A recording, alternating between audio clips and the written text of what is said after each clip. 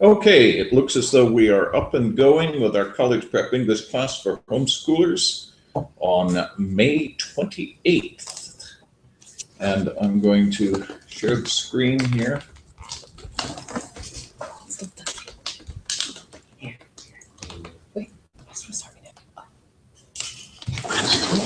Okay, is this our last class or not? You folks are prepared with comestibles and yes, for the second time. and we seem to have done fairly well with projects here, with a bunch of things coming in at the last minute. But everybody's been enjoying reading Dawson's narrative here all at once. You're welcome to join us if you feel like it. And I think there are two books ready to be at least considered seriously for finishing off and submitting somewhere. There are a lot of different directions and a screenplay. And so it'd be interesting just to see where one can go with those. And my book, I just finished within this last week.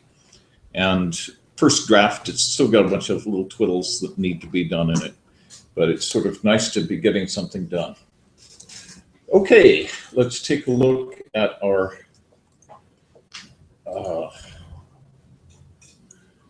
is our agenda open? No. Okay, let's open our agenda. There. I'm sorry? You're supposed to click the agenda. Yeah, it's just I would have thought that I would have had it open. Somehow I didn't. Okay, and it's still labeled notes and assignments. Last week of class, or is it? In any case, we started celebration early and will continue projects. So here's the agenda item. And we can go ahead and look at those. Let's just look briefly here at the updated assignments. I threw this one in, inspired by the paper that came in from Conner on, was it from you? Education. I wrote the one on the war on drugs. The drugs. You Yeah. wrote the, I'm Yeah. so sorry. I was like, I'm so I sorry. didn't write anything on drugs. I get mixed up. Anyway, yeah, the war on drugs was a fascinating thing. And because I suddenly saw that he was doing this speech on the war on drugs, combining it together with the war on terror. And I don't know how much of Greenwald I've inflicted upon you in this year, probably some. I think only two. But he... Not this semester, it was last semester. Oh, yeah. Yeah, he's an American who can really speak. I mean, there are a number of little stylistic and grammatical things that I would want to twiddle here and there before putting it on a paper.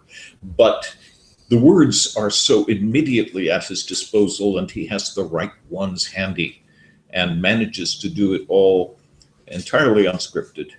And if you listened to him, he got better towards the end and just really hit some wonderful points. How many of you didn't get a chance to watch it?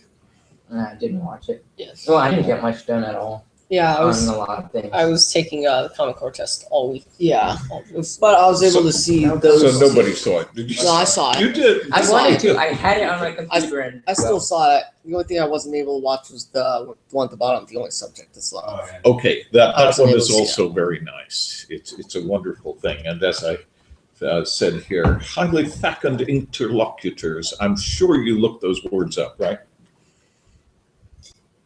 I did, and I put them in my dictionary, but I don't remember them.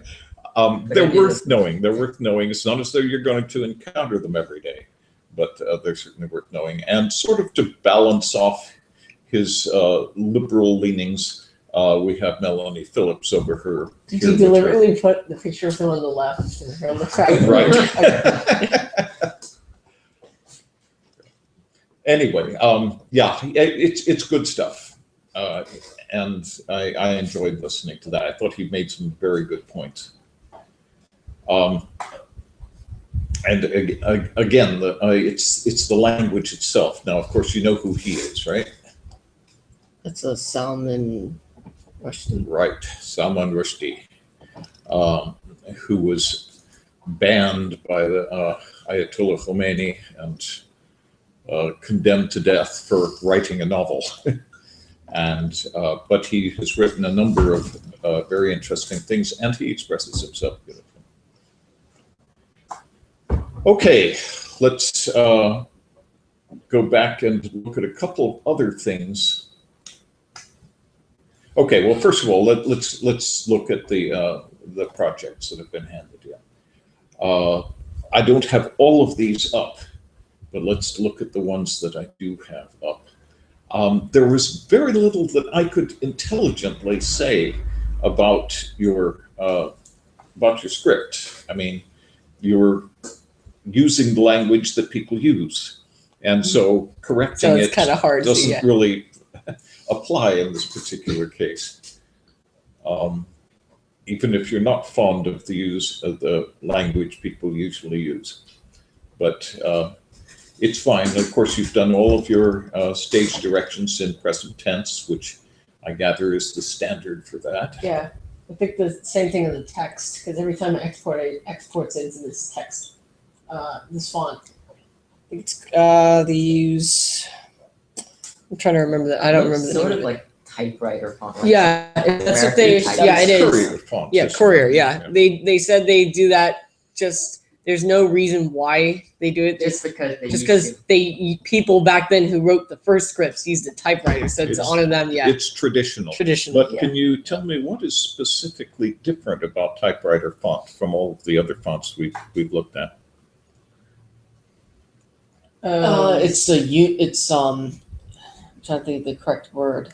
I'm trying to think of the correct word too. I can't remember. It means it doesn't put them together. They're, I think it's unifont or something similar. Right. sounding. It doesn't kern them. It doesn't put them overlap together. them. Yeah, More specifically, because it came from a typewriter. And yeah. the typewriter, They're all the same size. They are, exactly. That's the point. All of the letters are the same size. An M is crunched down and an I is It's spread stretched out. Yeah. Or if you And have so the fancy that- ones, they put, if you have the I, it would move it to the far left, and then Right. that's if you get some font like Times. Right. So and ligatures and things like that tend to be used or tended to be used when typesetting was not the same thing as was word processing. Of course, that didn't exist in this font, but did in others. For example, FFL, where the two Fs are sort of nested inside each other, and so. Okay, yeah. Okay. So nice work and interesting. It would be nice to see where it's actually going. It's a little hard to tell. Okay, we've got the pocket watch, and this is Dawson's continuation. You started this over a year ago. Yeah, I'd say so. And this is all part of the same thing. We're not into a sequel here at this point, or are we? I guess it'd be a sequel, but I never really finished the other one, and I don't really like it that much. As much, so. Okay. Never throw anything away, though. You can find there are parts of it that are worth cutting and pasting. I still, when I was, before this class, maybe the summer before, I think, I decided to write another novel just for fun, but it never really got anywhere.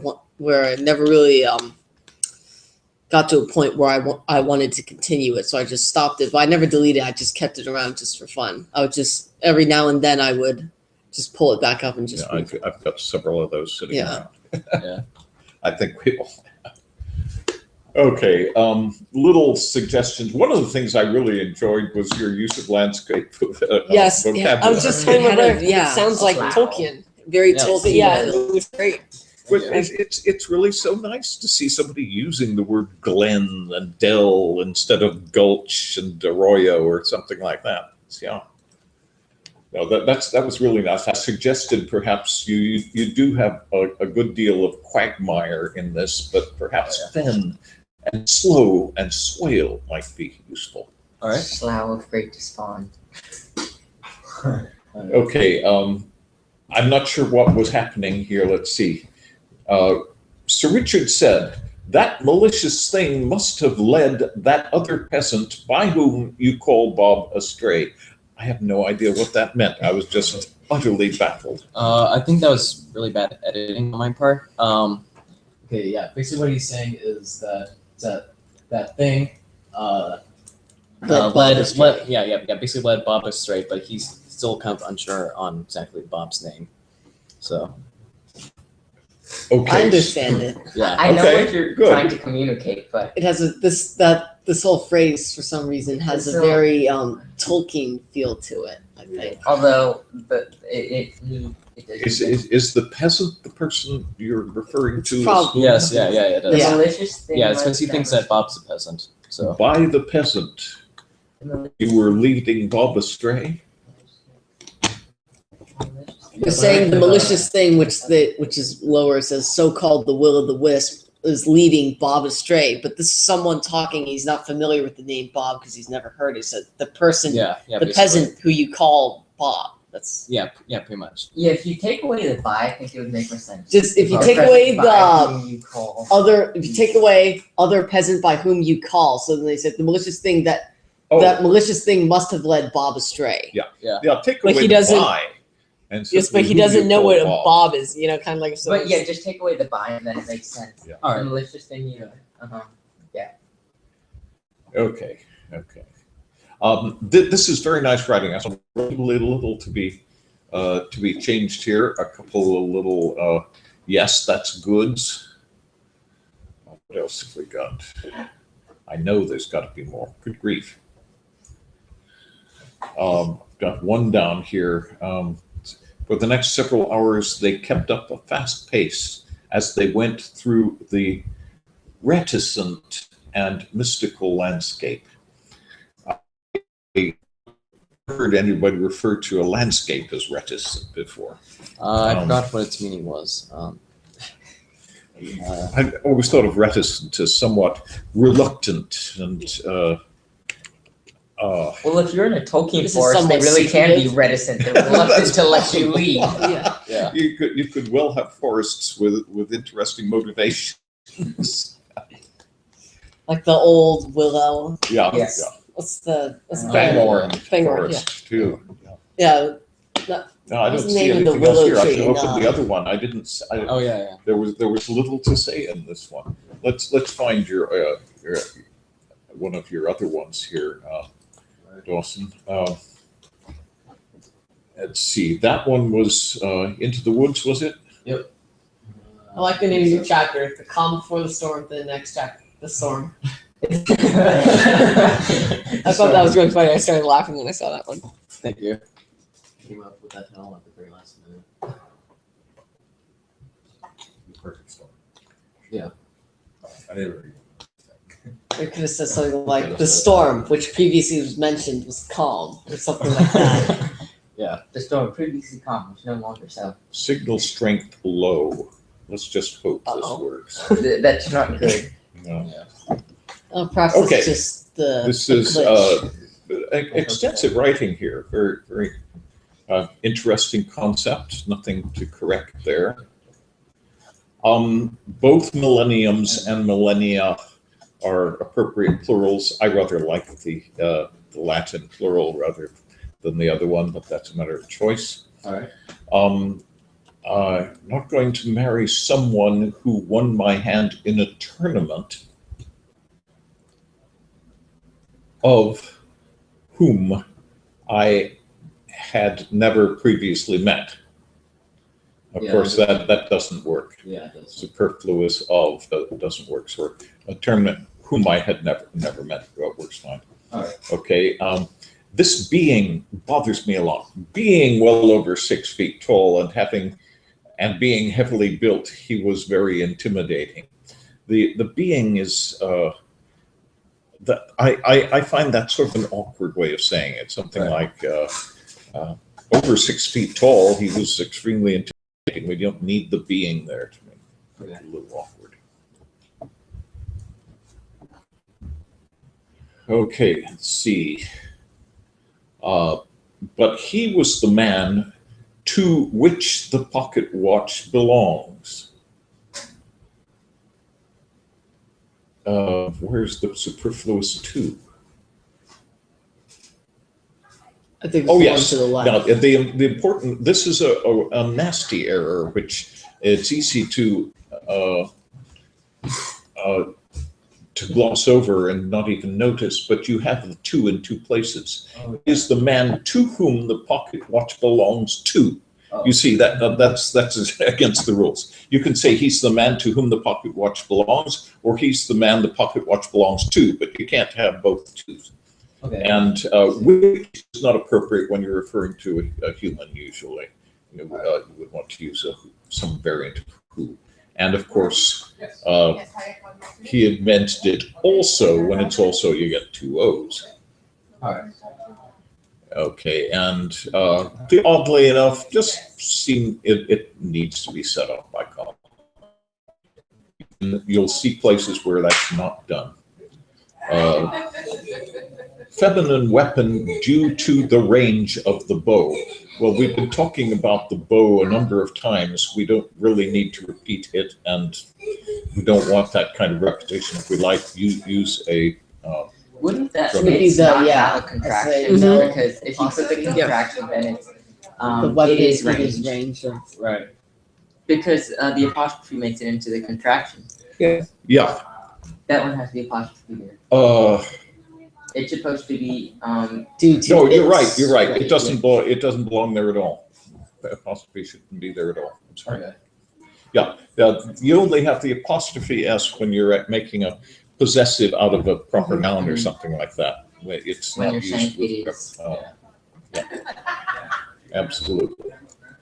As you saw a couple of times when I'm typing away, I don't pay that much attention to it. Why would you want to go to such a place as that wilderness that borders the kingdom of Albion? Works fine. You had a superfluous such here, I believe. All right. Such a place, such as. Right. Okay, nicely done. Nicely done. Good stuff. This is And as the other folks have noted, it keeps the story going, and it's engrossing, and that's kind of writing one wants to see. Okay, we've got Gabriel's paper here on Robert E. Lee, and let's go down to it. Note a few points below. Try to avoid redundancy. We've talked about that before. I noticed that I kept mentioning his name a lot. Right, and also you keep changing his name, which makes that a little bit confusing. It's perfectly appropriate when you're talking about his early life to refer to a boy as Robert. But after he's become a colonel, he becomes Lee. You see, just when you want to refer to him, it goes by the surname. Okay, abundance. When we're talking about he fought in an abundance of battles, of conflicts. You don't really think of conflicts as being in abundance. It's and I fought in numerous battles, in multiple battles, in a slew of battles, if you want, but it didn't work for me. Okay, a number of little exclamation points. We've put in some nice references to things. I tend to prefer not using second person when you're not really bringing the second person into the story at all. This isn't how you put the lid on the rabbit hutch. It's history. And so second person really doesn't work. If we can try to use something abstract, it's generally better. And then here again, when once Lee has become a general, we don't refer to him as Robert. We'll say Lee, if necessary, with just the surname. Into a conflict that he was not supportive about. I think supportive of is clearly better than supportive about. I didn't bother to Google the pair of them, but you could do that and determine that. The Confederate Army was subjected to Lee. Indeed, they were fighting under him, but I thought serving under him worked better than subjected to. Here we have already determined that we're talking about Lee. We saying him again is unnecessary, use pronoun. He was described as a man who cared for his men. Okay, and down here, let's see, reference all those around him, although some Americans did recognize the name Robert E. Lee as a heroic name. Others recognize him for the legitimate treason that he had deliberately committed against his country. Now, what do you mean by legitimate treason exactly? Well, some people say that because he did fight in the Confederate Army against the Union, that it was treason. Other people said that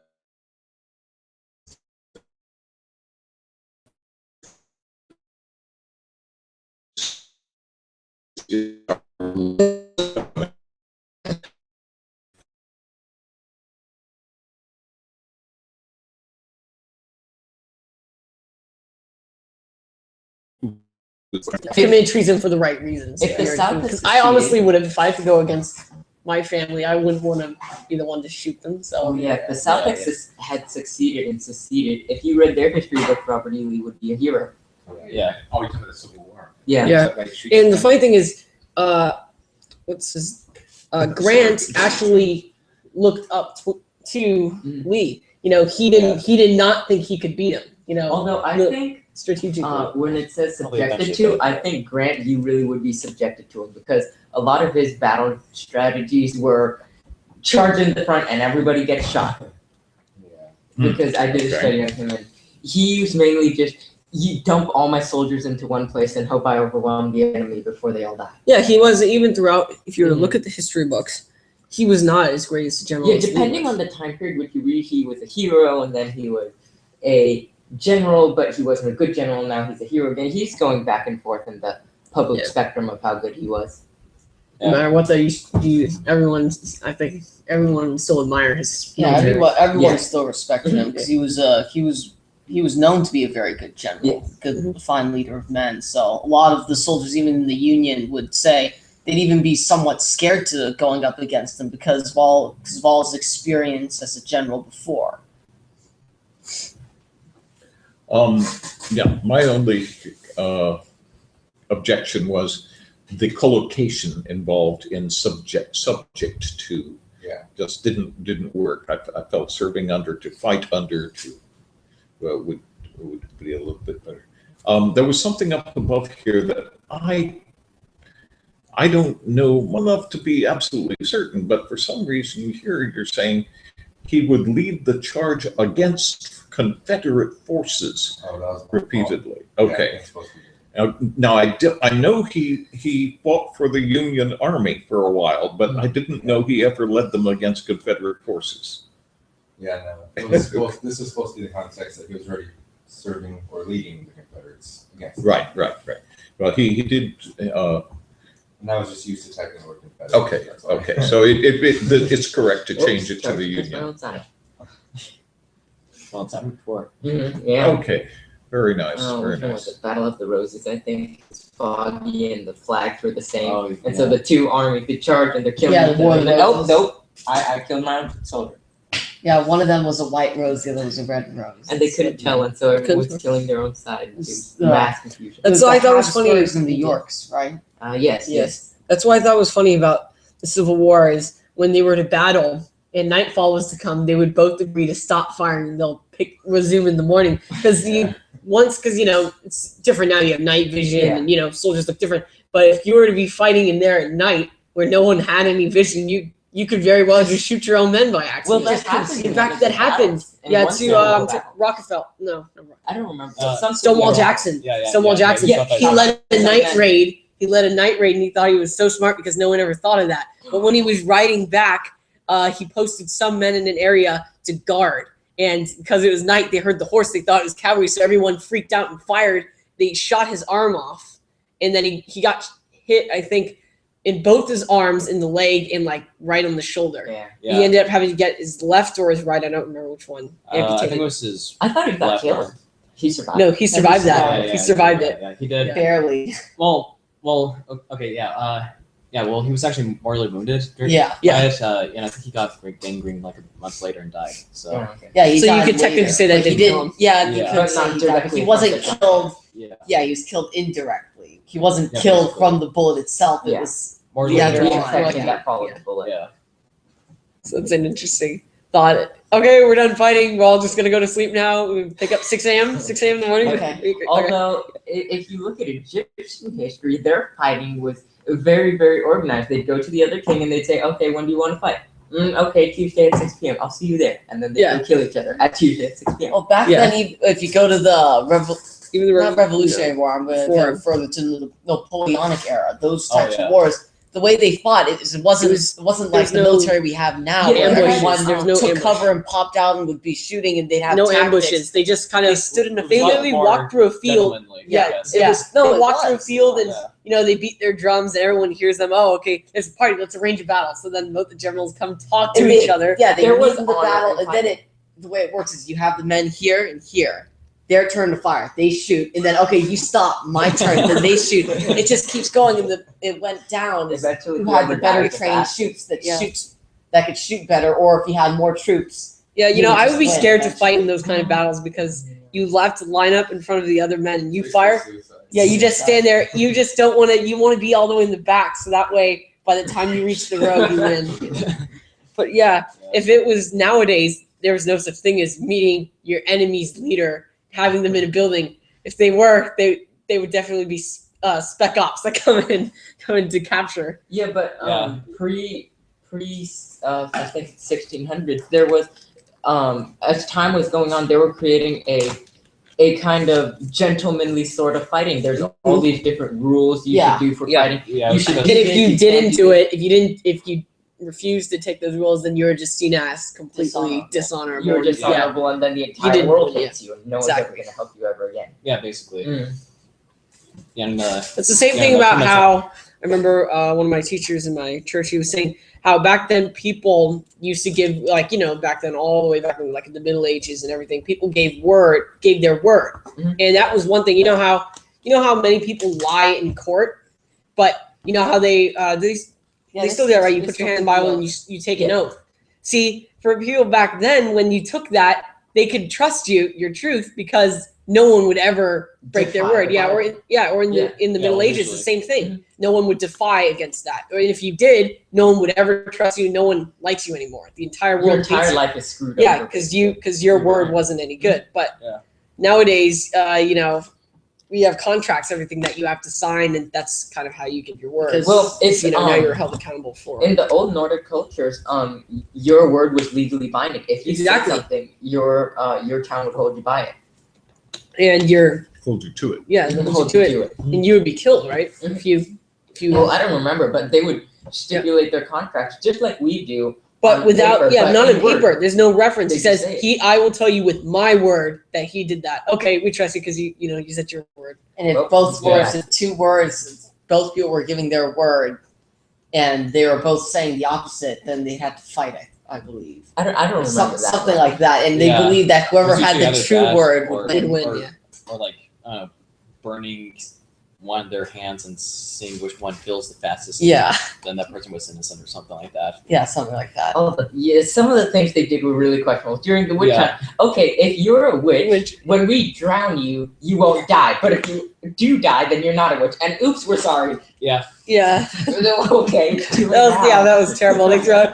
Oh, whoops. Yeah. I guess he wasn't a witch. He's dead now, though. So, Next. so much of what you're going through here illustrates so clearly how different periods have viewed things in totally different ways. Yeah. And this is really quite a fascinating study in itself. And it brings me to this next thing that I want to share with you. I'm not sure how successful we will be at sharing it, but having covered what we were really intending to cover already, let's give it a try if you don't mind. This, I just discovered this yesterday, actually. And I popped it in here. We will see if it works. Oops. The computer's scared. And have a heart The lottery of birth. The Lottery of Birth. It's the first of a 3-part series, apparently, but this first film was made 2 years ago, and I haven't seen anything happening with the second or third installment of it. But what he's talking about here is really the fact that we are so thoroughly and effectively molded from the very beginning that it's very hard to see things as they actually are. One of the reasons I think it's just so important to read the literature of other people's, read the literature of history, and get a little bit of perspective on what we are. And one example of this is simply him. I looked at this fellow. His name is Raul Martinez. And being a Southern Californian and seeing someone with the name Raul Martinez, I sort of expect to know what's going to come out of his mouth. As a matter of experience, I was just totally wrong. And again, this is a matter of one's lens. This is a matter of one's experience, coloring the way you see people. Let's see if we can get this to load. With the speed the way it's working, I'm not sure, but if I can get it to start, I will pause it. Yeah, if you and set then it see. to 144 pixels, it should load faster. Oh, how would you suggest Under doing that? settings, Click settings. then it'll say Click the 360 quality. pixels. And then you just set it to 144, which is the lowest. Oh, good. Yeah. It's low quality, but that doesn't matter. We only It's need just to hear him, we don't need to see him. This is actually feeding very restrictive. Right. Hey, we'll let it.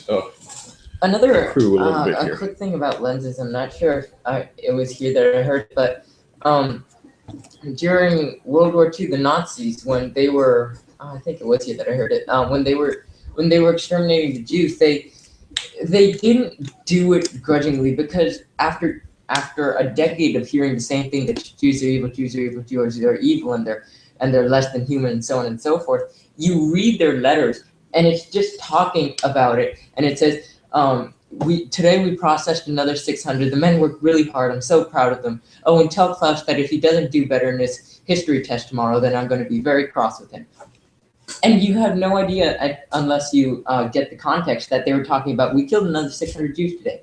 Right. And they're acting as if it's just processing a piece of paper. It's amazing. In fact, he starts with this. He starts with saying that it's possible, given our background, given our assumptions, given our predilections and fundamental concepts, that we can do the most heinous things and not realize how dreadful they can be. Let's take a The look same at with like same thing Stephen Stephen Fry was saying. I remember you gave us a paper. It's not a paper. It A was a video with him. Well, that was saying, from yeah, the I think Stephen that Fry was video, referencing wasn't it? that one. Yeah. It was something here. So you keep using the same words over and over, it eventually becomes normal. Like It they becomes call truth. them, rats and snakes. That's what they call the Jews. Eventually, it's normal. Then it You would call make them sense vermin. to exterminate vermin. So they've been using for such a long time that it's just Common talk. It Yeah, becomes it's common truth talk. that it becomes truth to a German that Jews aren't human. They Exactly. are vermin that need to die. Which has been the case in so many cultures. I mean, Yes, like the English said that of the Scots and the And Irish and the Muslims said that of all the people who aren't Christians and Christians, not just Christians, anyone who's not their religion. So anyone who's not. That's how they see through their lens. They look at anyone, because that's what they're Yeah. taught when they're born. Is anyone who's not of their religion is inferior and they should be exterminated. Well, which if is you're- kind of scary if you think about it. Every child grows up like that. For them, it's based. If I remember correctly, if you're a Jew, you're condemned to death. If you're a Christian, you're condemned to death. If you're any other religion, convert or die. or be made. Yeah. Yeah, convert or Or no, die. or but- there's it's not die. It's a word. I'm trying to think of the word. It means second citizen, as in you're below us. We're not going to kill you. but you're below Mhm. us. Yeah. You But- have to pay a tax. You have to pay a heavy tax, and we will kill you if someone suspects you of doing something you don't have a saying. You know, you can't Mhm. defend yourself. We can look at so many examples of this in practically every culture. Mhm. There's so many, and it's hard to. It's easy to recognize the existence of it, especially in historical cultures and other cultures. It's very difficult to see it in our own, and so that's the one that takes some real effort.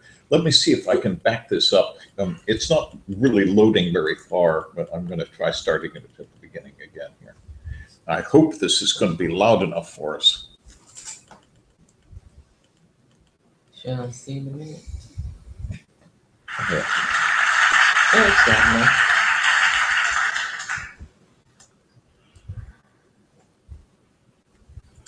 We do not choose to exist. We do not choose what environment we grow up in.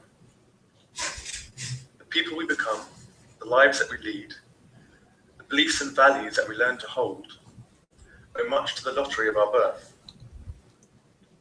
Our starting point in life is one of complete dependence on forces, genetic and environmental, that we don't control. And these forces can shape us into many things. In fact, human history would suggest there's neither a belief too bizarre nor an action too appalling for humans to embrace given the necessary cultural influences. This simple idea has profound implications for our personal and political freedom. Imagine two enemies on a battlefield. Let's say an Israeli and a Palestinian. Suppose we could go back in time and swap them at birth, so that each would be raised in the other's culture. In time, would each not end up fighting for the other side? A different flag, a different religion, a different ideology.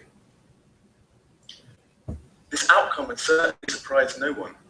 It seems like common sense. But the implications are significant. We're readily admitting that the deepest convictions of these two individuals are, in a sense, arbitrary. Go back to the moment of your own birth. What kind of person could you be today with a different starting point in life? Clearly you don't choose when, where, or to whom you're born.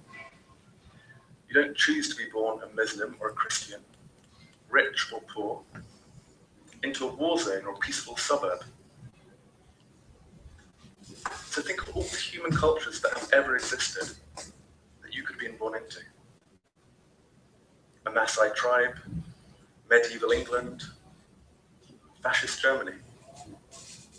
And with each one, what could you have ended up believing, fighting for, defending? Today we're appalled by the injustices of past societies, such as racism, sexism, and slavery. But had any one of us grown up in one of those societies, there's no reason to think that we wouldn't have embraced their values and defended their traditions. The truth is, any one of us might have developed loyalty to any group, nation, religion, ideology, learned any language, practiced any social custom, or partaken in any act of barbarism or altruism. All of these ideas point to a simple truth. We do not choose our identity, we inherit it. Let's take a closer look at the reasoning here. As newborns, we're not responsible for our own natures. We're endowed with genes that we didn't ask for, and we're faced with a world that we played no part in creating. So at what point do we become responsible for who we are? The answer is that we don't. By the time we're old enough to contemplate our own identity, we already have one. And by then, the way that we see the world is framed by our prior conditioning. And that conditioning informs every choice that we make. even the choice to rebel against that conditioning. In short, long before we could shape the world has firmly shaped us. Now, people tend to get concerned at this point. One worry is that these ideas imply that we can't hold bad people morally responsible for what they do. So let's take an obvious example of a bad person, a serial killer. Is he responsible morally for his own actions, for his terrible crimes? The uncomfortable truth is that it only makes sense to view him as morally responsible if we believe he chose his own identity, meaning his own genes and his own environment. But of course, it's logically impossible to choose an identity prior to having one. And if he didn't choose his identity, he can't be truly responsible for the actions that follow from it.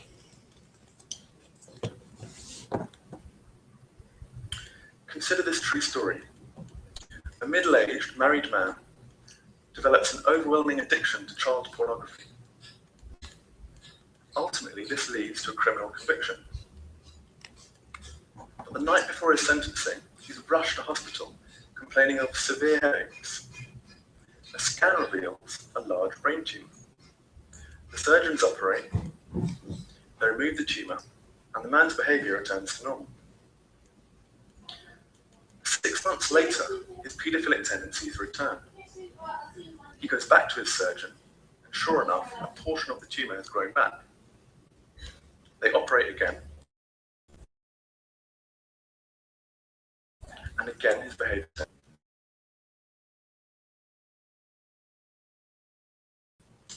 Now, that changed dramatically. Instead of blaming him for his actions, they now blame the tumor, which of course he didn't choose to have. But what if he hadn't had the tumor? What if his actions had simply been the result of his genes and environment? Would that make him more blameworthy? Again, the answer is no. A person no more chooses their genes and environment than they do a brain tumor. Here's the key idea. Yes, we all make choices. You all chose what to wear today. But the choices that we make are made with a brain that we didn't choose. A brain whose workings we don't even understand. Just as a computer doesn't program itself, we don't wire our own brains. Our brains are wired by the interaction between our genes and our environment. Now, this way of thinking is counterintuitive. There's a strong urge to hold each other morally accountable for our actions, to blame and punish each other for our wrongdoings. But the surprising truth is, a prisoner is no more deserving of his sentence than the judge who passes it. As the proverb says, there, but for the grace of God, go I. Now, I should be clear at this point, this doesn't we should never look up or punish certain people. Sometimes. Oh, It's just getting good. Actually, it's been good.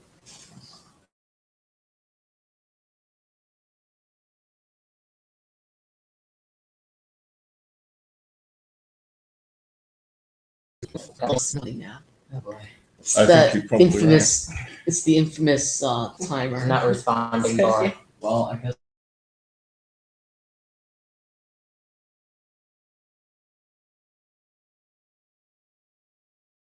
The computer. Because I don't like the spinning circle. the spinning circle is annoying to me. It's annoying. I like seeing the timer.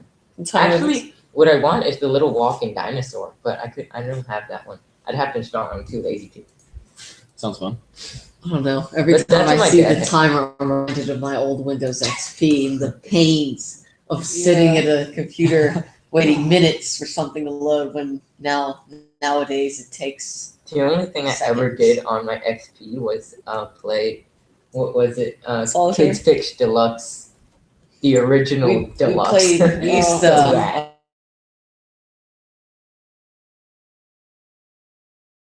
RX the game for. Oh, actually, I did play one That other shows game. you how old it is. I played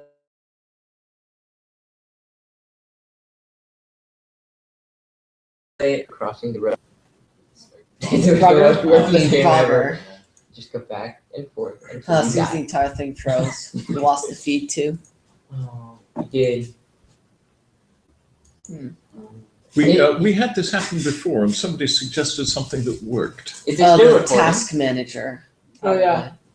Yeah, right click. Try right clicking on the Yeah, taskbar. I'm not sure what I'm going to tell the task manager to do. You should tell, here, watch. Be smart. I know how to shut it down. You can Work. go into processes. There you go. yeah. Find Firefox. Firefox.exe. Yeah, okay, whatever. Right Explorer, there. that's it. No, Firefox. Yeah. There you Here go. you are, right there. Just hit end Firefox. process. Say end process. Oh my gosh, it's taking up a lot of memory. Oh, yeah, that's a Yeah, lot. the Yeah, see, it's problem is that overloaded. we're going to lose everything that I have set No. up. But If the you good do news this, is it can if you do it- restore. Does this have system? Does this have a restore? It should. Because for me, 'cause it's whenever it Firefox. freezes up like that and I shut it off immediately, I load it back. It says we experience an Where do you see unexperienced. the restore? Is that part of? It's when you When open you close it and you Firefox open again. it up again. Oh, yeah, that restore is probably going to be there. In any case, that's not a big deal. I have it stored right here. I create a list of my tabs and put them in a folder, but it's going to take ages for it to come up again, especially going at low speed here. Oh. So signal strength low. Maybe. Okay. I don't know. We may still be on the air. That's the thing. This thing, as far as I can tell, is still running. So you click it. Sometimes there are very good Oh, pragmatic Oh, look, everything Oh, just went back no. up. I mean, we should turn that YouTube video off for it. Yeah, before responsibility it- tightly around the individual. just close the Binds entire us to the tab. forces that created that individual. Let's just go on. Okay. All Think of a right. sickly plant lacking sufficient nutrients, light, and water. Oh, cool thing about reopening To tabs. blame that Something plant I for its found. own deficiencies Yeah. would blind us to the impoverished environment in which it struggles to flourish. And it's the same with people. If we judge a person or group to be Listen to ultimately his responsible choice of for an action, language. it blinds us to the deeper causes of that action. The confluence of economic, political, and cultural forces that allowed it to occur.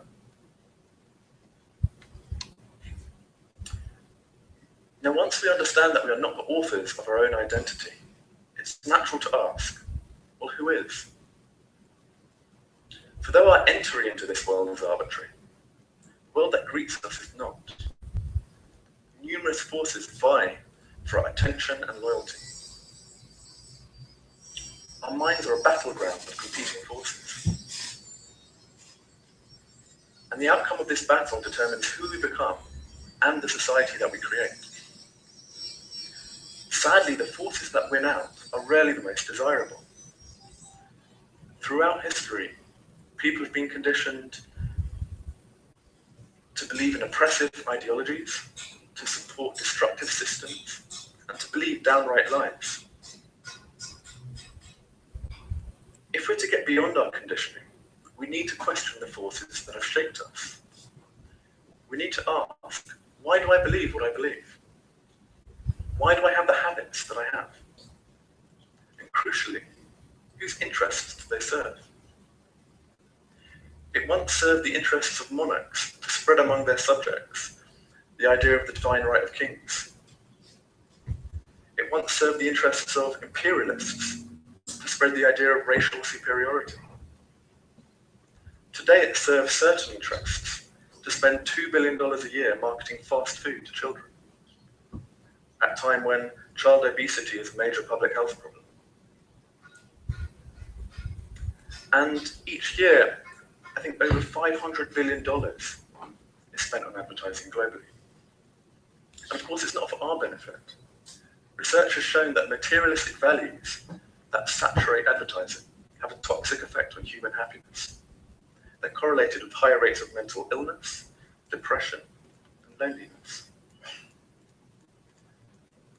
A striking example of this took place in Fiji in 1990. At that time, bulimia didn't exist in Fiji. But in 1995, television was introduced, mainly from the US, and laden with advertising. Within 3 years, over 12% of teenage girls had developed bulimia. Now, when we question our identities, we need to question the information that we receive, but we also need to ask what's been left out. In classrooms around the US, children are taught to recite the Pledge of Allegiance, which links justice and liberty with the American flag. What they are not taught is that between 1945 and 2005, the United States attempted to overthrow 50 governments around the world, many of them democracies. And in the UK, how many of us learned that over the same period, Britain is complicit in the deaths of over 10 million people around the world? These examples and many others suggest that identities are often shaped to serve the interests of those with the power to do the shaping. Patriotism, consumerism, materialism, obedience, religious loyalty. They're not inevitable, they're learned. We are the soil in which our culture plants the seeds of belief, loyalty, and behavior. This is the reason that over 90% of people born in Sudan become Muslim, over 90% born in Thailand become Buddhist, and over 90% born in Italy become Catholic.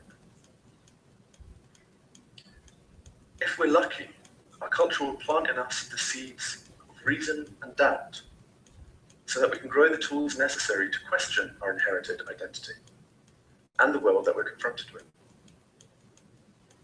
This is the closest we can get to escaping the arbitrary nature of our identity. Because if we're going to be shaped by something, it may as well be reality. To stay in touch with reality, we need the tools to make our own discoveries and to question. To question the agendas behind our education, media, culture, religious institutions, and the economic and political ideologies that underpin our lives.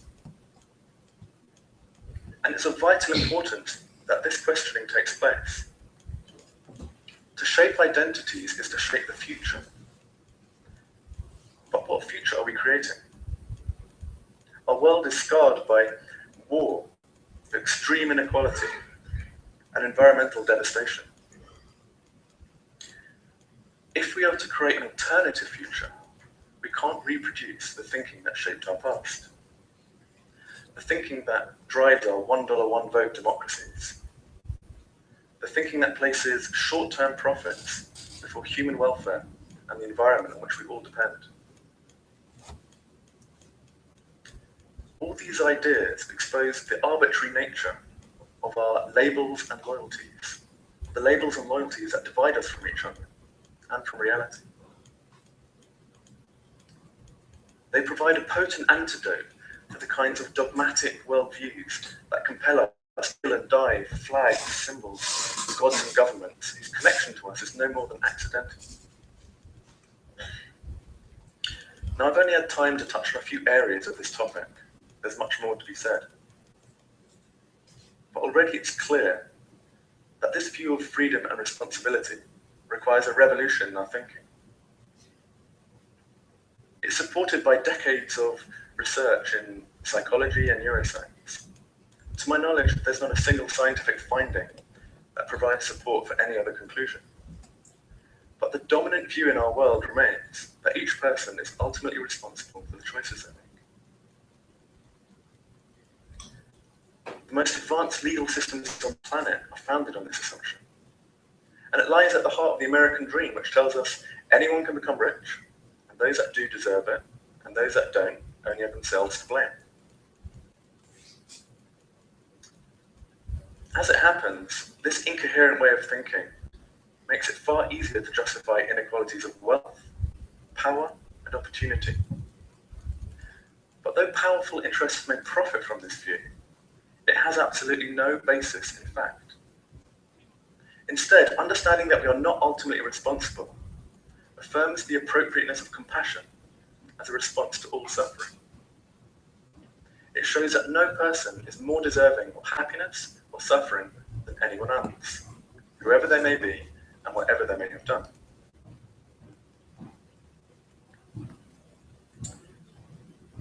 Now, all of these ideas are taken for granted when we talk about anything else in the natural world. But when it comes to us, we assume it doesn't apply. Perhaps it offends our egos.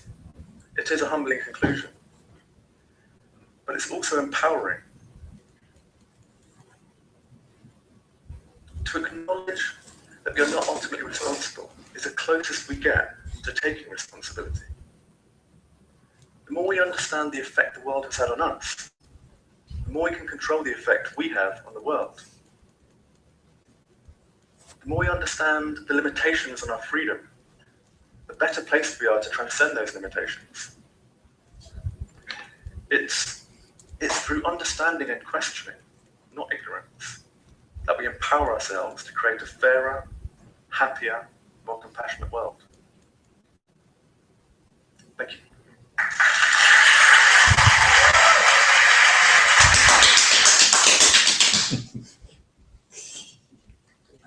Whatever he said, I don't believe it. Well, a couple of things about that. First of all, was that scripted? Don't think so, because you can hear how he's thinking. I mean, he might have scripted as in before he prepared to bring some facts, but you can tell you can tell when that it wasn't scripted because he goes, imagine something, you know, you can tell he's thinking right on, thinking, what do I say? Ah, I got it. Then he presents it.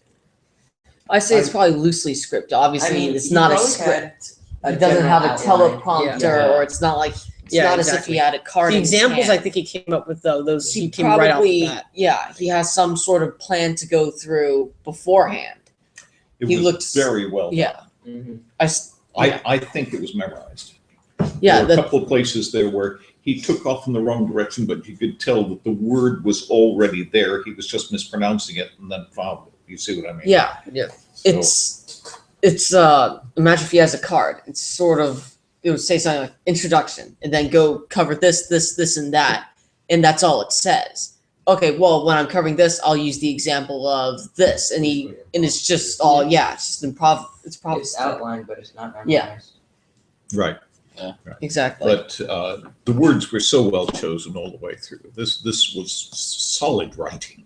I mean, if it had been on paper, there's nothing an editor would needed to do to it. Anyway, I just thought this was just such a impressive presentation. I looked him up and I found an artist with the same name who's quite famous apparently and has painted with a lot of major people around the world. And eventually discovered it's the same guy. He's been doing a whole lot of different things.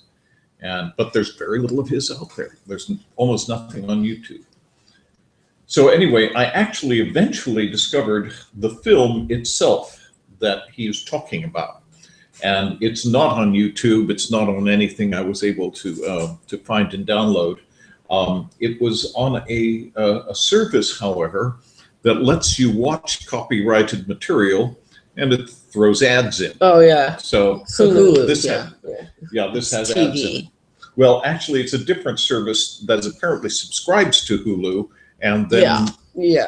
feeds it out with ads. They're allowed to use it because they use advertisements. Exactly. You're allowed to take those. Which is so contradictory to the message that we're talking about. And I But can't it's- imagine Because they actually have to pay. It's a lot like there's Well, no music. it does make sense. It's Yeah. under copyright, and therefore the only way we They have get to pay a them to chance use see it. it.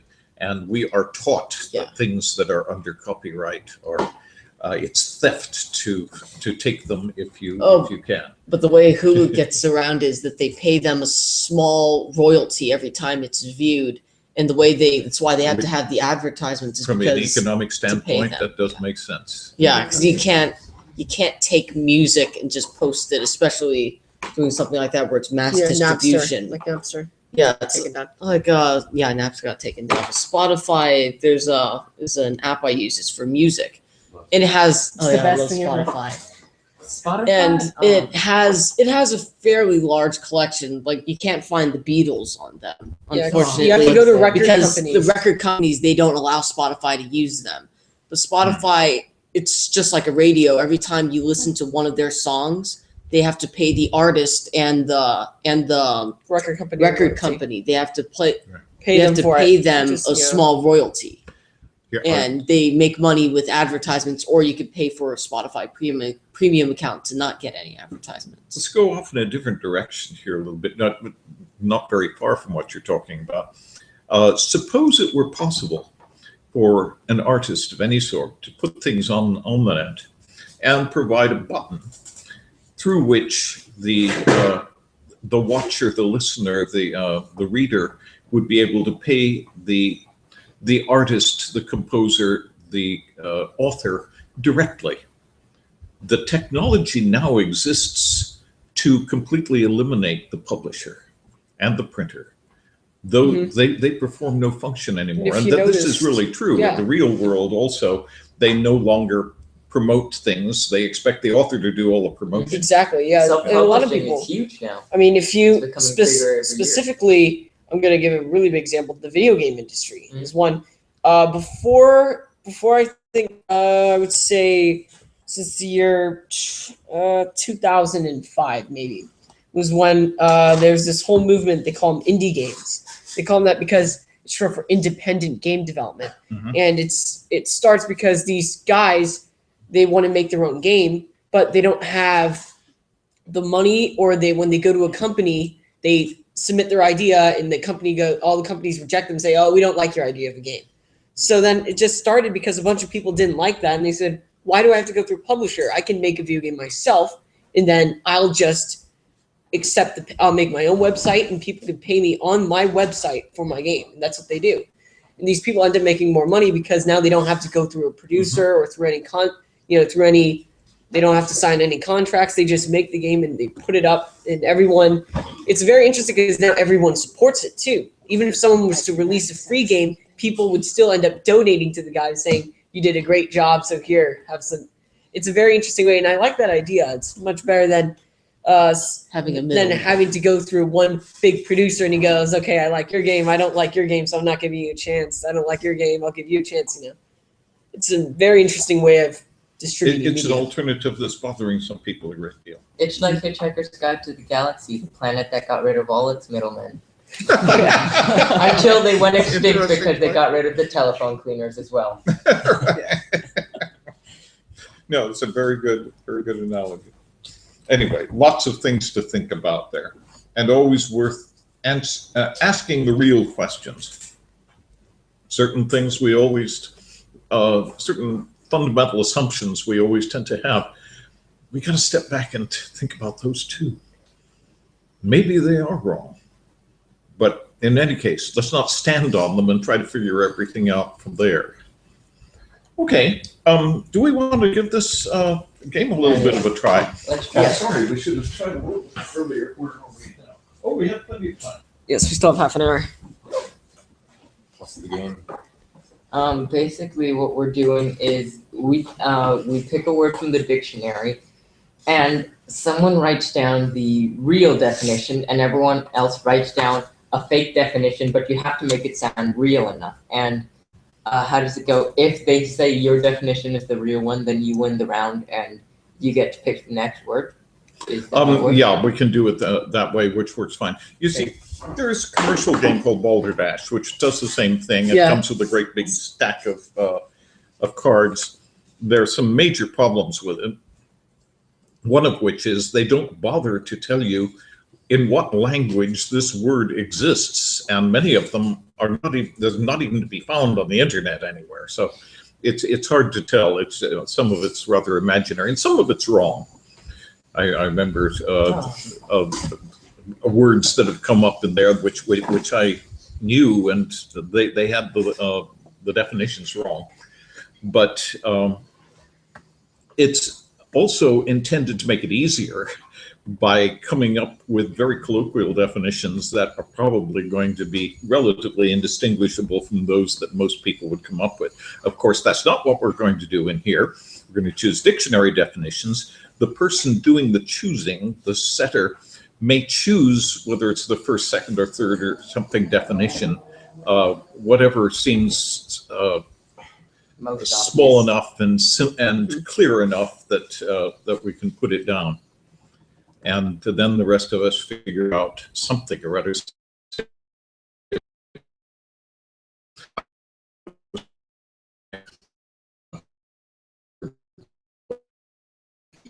But we'll see.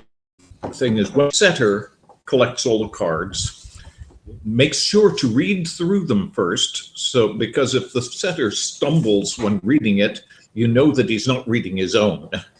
And so that's not fair to the person whose card it is. And so you got to make sure to read them comfortably through. We do first a read through and then a voting round. Mark down on the he marks down on his set of cards who voted for what, and each person gets a point. But that the points don't matter. But let's see how it goes. The hard part, doing it this way, is to find a dictionary word which is adequately obscure. Or Who wants if, to start? I'll start. But if you want, what you could do is, if you disconnect your computer from the projector, then you could use your vocabulary list and pick from there, because most of those words are quite obscure. Oh, that's an interesting point. Of And course, that will mean I can't play. Well, that does mean I can play. I can still make up something utterly spurious for each one of them. Okay, no, that's a great. Sounds like a idea. good idea. All right. I'm Let's gonna give you I didn't even know you had a sister. I got three We got sisters. Wow. Wow. Good for you. Is that a blessing or a curse? It's a little bit of both, yeah. I All younger than you? Yeah, Yeah. we're the oldest. And have one, and that's enough. Yeah, for us it's fun. You're never bored with there's 5. I have to get going, unfortunately. I'm so Oh, sorry. yeah, I wanted to That's say- right. That's right. I'm so sorry you couldn't join us. another sister. You can join us if you like. Oh, that's We're cool. about to play a game. Okay. Are you going to hand in one more thing, maybe? I'll repost the social network. Okay. Sounds good. Sounds good. And And then you know where you stand. yeah, I think that's to be, there's only 9 projects. Yeah. So So this is the last week I'll be able to be here, because after this, I'm off to visit family. Okay. Perhaps we should decide now whether this is the last week of class. I think it is, because I understand. pretty much everyone else is Plus I'm ending. getting a job. People are starting to go on And vacation you and summer jobs. folks all have your grades already. You've Yeah. figured everything out. It has been a delightful class. Before you leave, let me just say a few things. This year has been wonderful. I've certainly seen more books being written in class than I've ever seen before, and major projects and some wonderful writing. And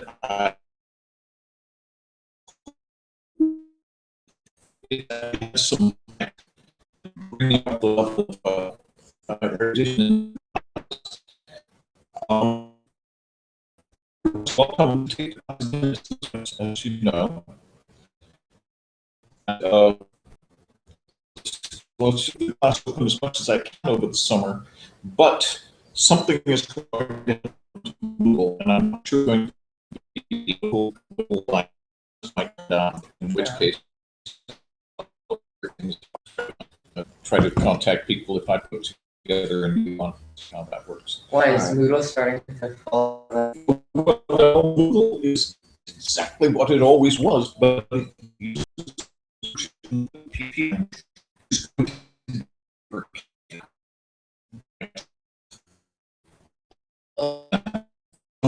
keeping the Moodle up to date with it for some reason. So we will see. We will see how that works. One other thing, I know you've got to dash off, but one other thing I thought I'd mention is over the summer, there is an absolutely wonderful Shakespeare troupe, the Independent Shakespeare Company, who will be performing for free in Griffith Park. They are doing Romeo and Juliet and Much Ado About Nothing this summer. And that would be an absolutely wonderful thing to, if you folks feel like planning a time when we could all go down there and maybe discuss things, do some scenes ahead of time or something, and then go and see how it works. It's really a marvelous experience. It might work really well because my sister was just wanted to start Shakespeare. Mhm. So she was saying, which ones do you like? I said, oh, I like Romeo and Juliet, Macbeth, Hamlet. And I said, out of all the comedy ones, my favorite would be Much Ado About Nothing. Much Ado About Nothing. It is wonderful. marvelous. It's a really wonderful thing. And I look forward to seeing David Melville in the role of Benedict. I haven't seen the list, but I'm sure he'll be doing it, and he's something quite amazing. So anyway, I just thought I'd throw all of that before you had to take off here. Yeah.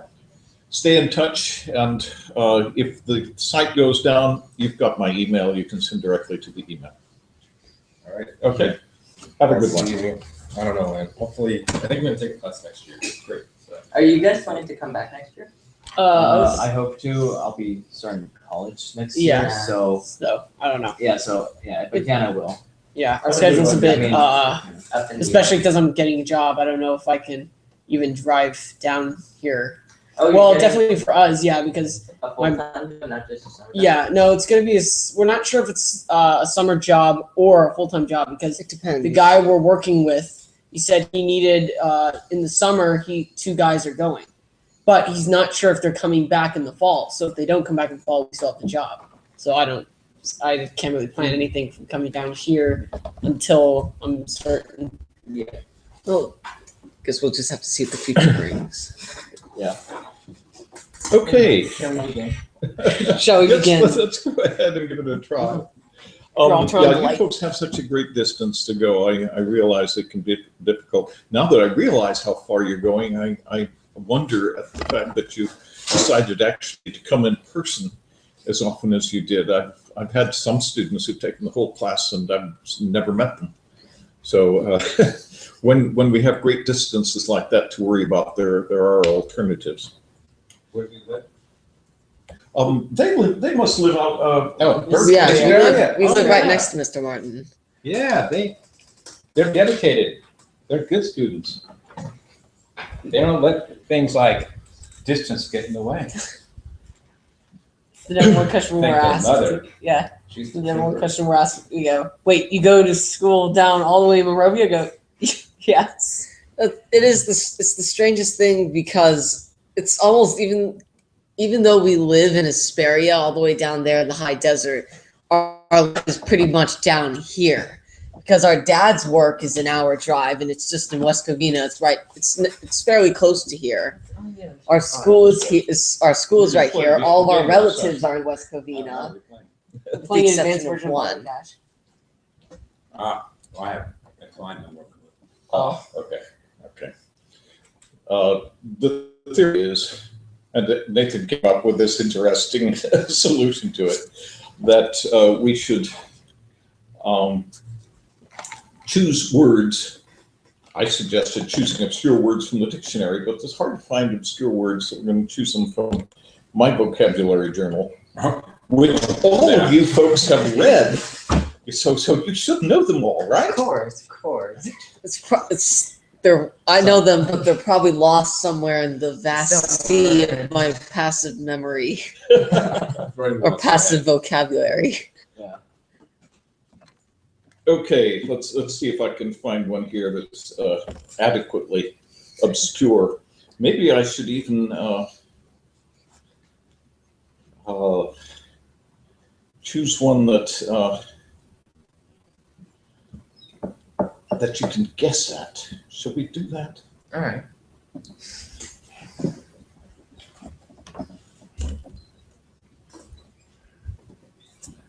Okay, so we're supposed to write down a These are too fake easy. one. Yeah, just write down a definition. Yeah, Okay. write down a definition. I'm going to spell the word out to you.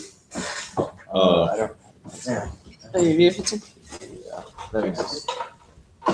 Okay, I'm going to give you a really weird one here. The word is maugre, M-A-U-G-R-E. Maugre. Mauger. M-A-U-G-R-E. Oh, R-E. Those. Okay. Please tell me more messed stuff. I have really bad penmanship too. Hold on. Oh, don't worry. I think we all do. This is why I prefer to type.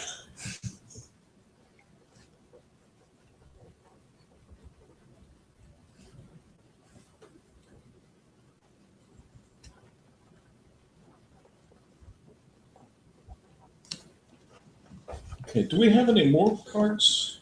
Yeah.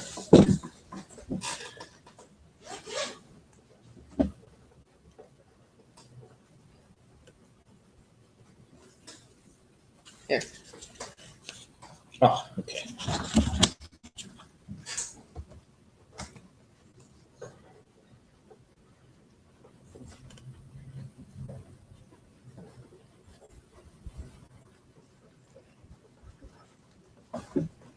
I just realized perhaps I should disguise my penmanship if it's Connor who's reading them, because he'll know which one's mine. I'm going to be reading them. So Oh, it okay. won't matter. But do put your names on them, because I don't know anybody's handwriting in this class.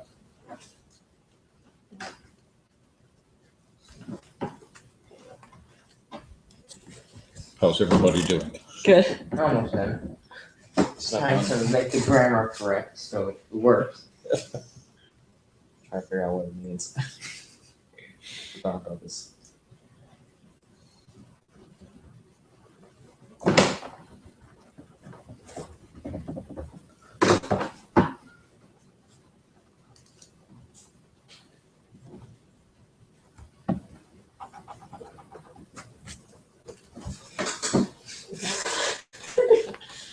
This is going to be entertaining. Okay, so we have to write one. Just one definition, correct? Just one definition, right? Yeah, okay, just one definition.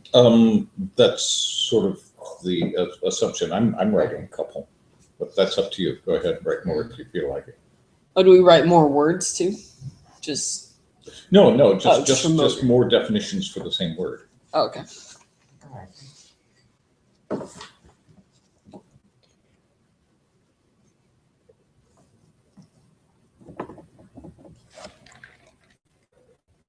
I really know what this means. Did you just make up a Yeah, you had to make up a definition? definition. Let's see. When I heard the word, I thought of a certain something, so I decided to use We'll that. keep one definition. I'll Can't keep think of a one. second. I'm your that twin. would I know make what it you were more thinking because I thought ridiculous. the same thing. What? I'm twin. I'm your twin. I know exactly what you were thinking. Let's see.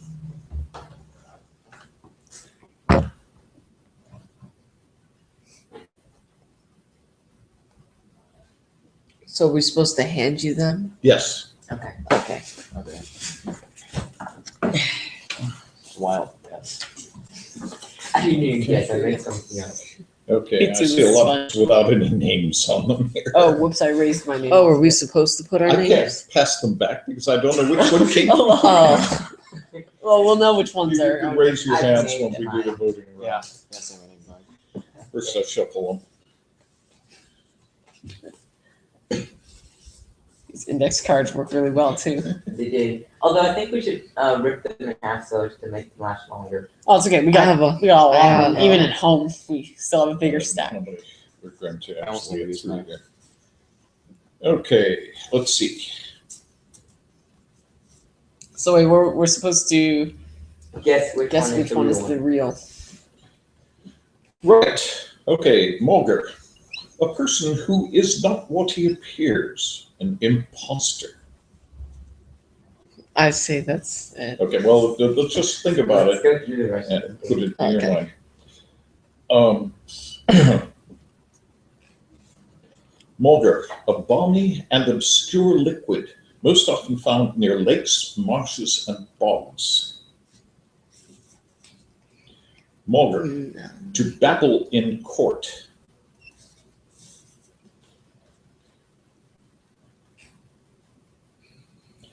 Mulger, the state of utter shock when one finds that death is imminent. That It's sounds. in a state of Mulger. I don't think that's it. But Mulger, landscape.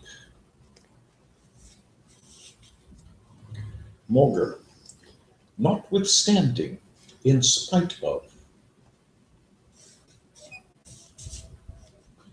Mulger, a device for drilling square holes.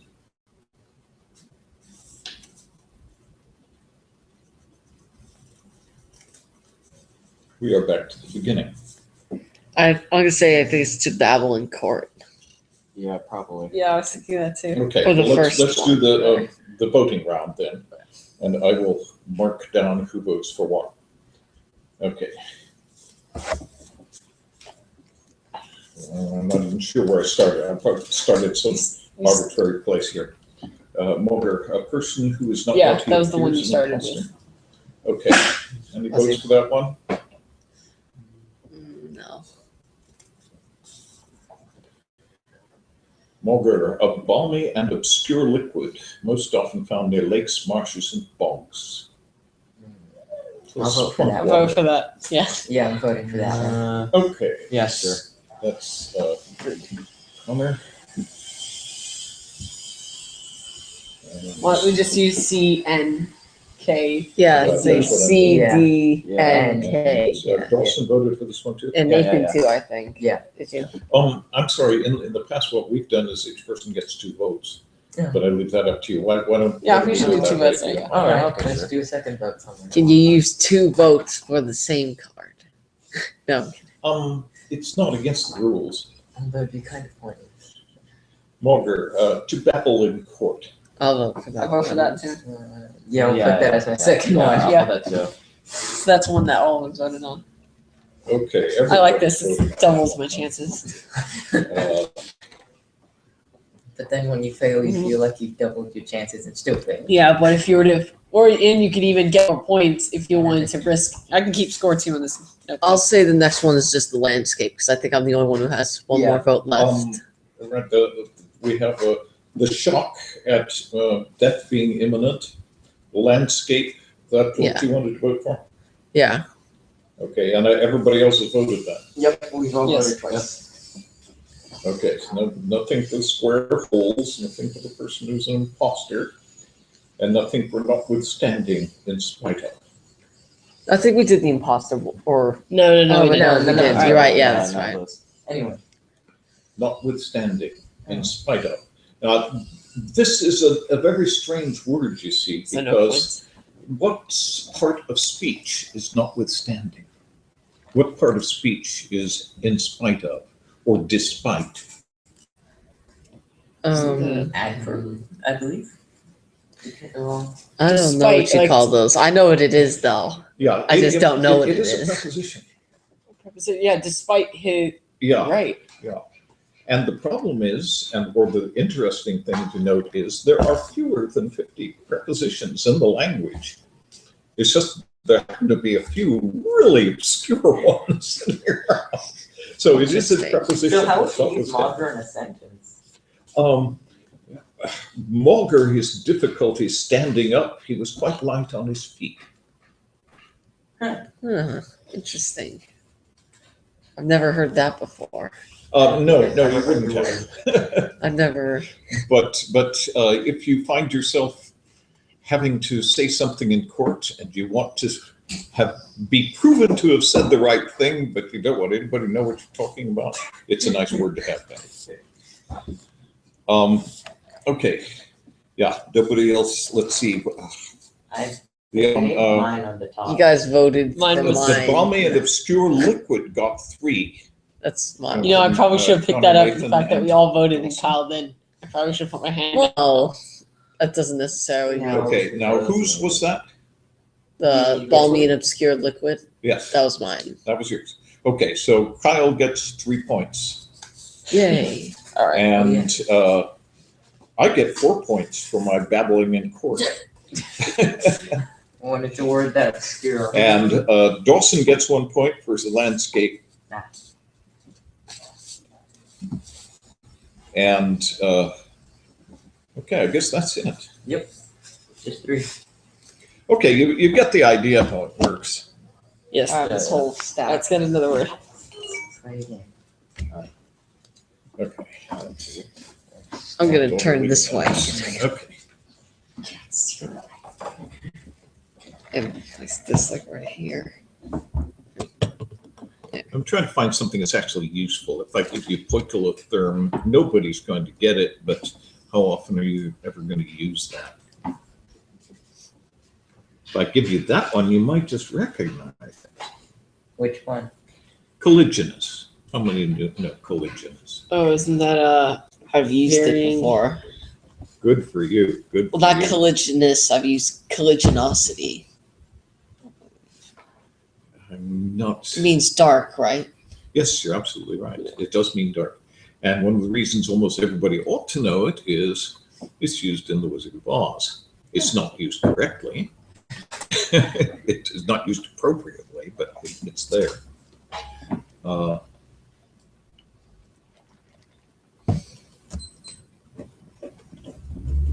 Oh, that's a nice one. Okay. Oh, I don't know what's mine. I'll look down at my name. does anybody know what a hagiography is? No. Okay, Yes, let's do that. I have no clue. So how do you spell that? Hagiography. Do we have? Could I have another card or two? It's not Oh no, I have some here. No, HAGIOGR. GRAPHY. PHY. That's right. Yeah.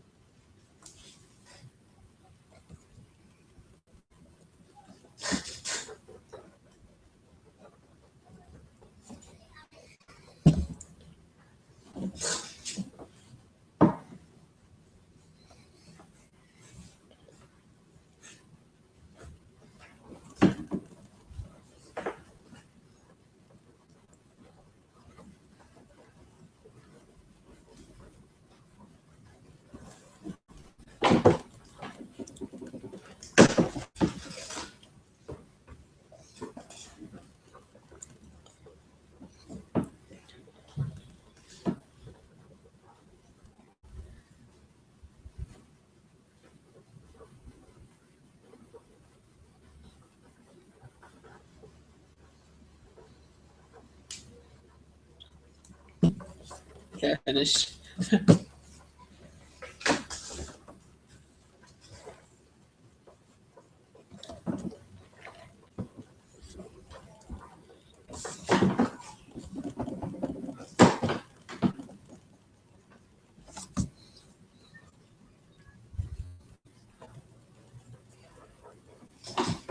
Well, everybody's just, no one's eating stuff here. You're not terrible. We ate a whole. A whole half.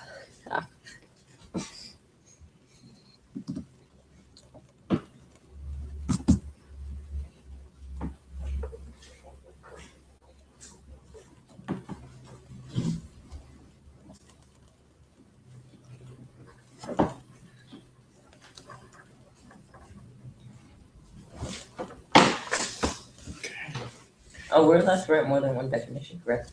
Don't put it on the same card. Yes. That's Oh, okay. yeah. If you put it on the same card, it becomes a little bit too easy to figure out who you are. Okay, so put them on.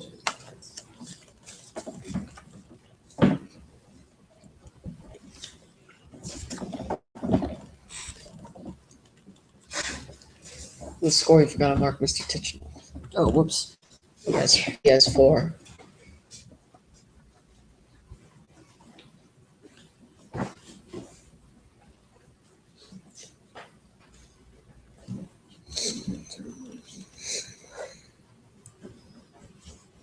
Oh, you're doing tally marks. You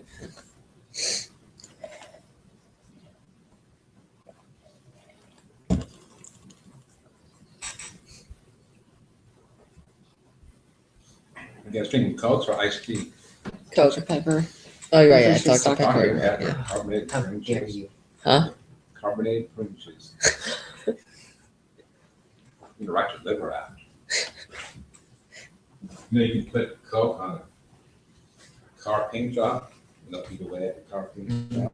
If you put a penny in, it'll dissolve the penny. It used to. I know they used to do that in science classes, Yeah. but I think they changed the formulation so that it doesn't do that anymore. It used to contain Probably does. phosphoric acid in such quantities that it would eat things away.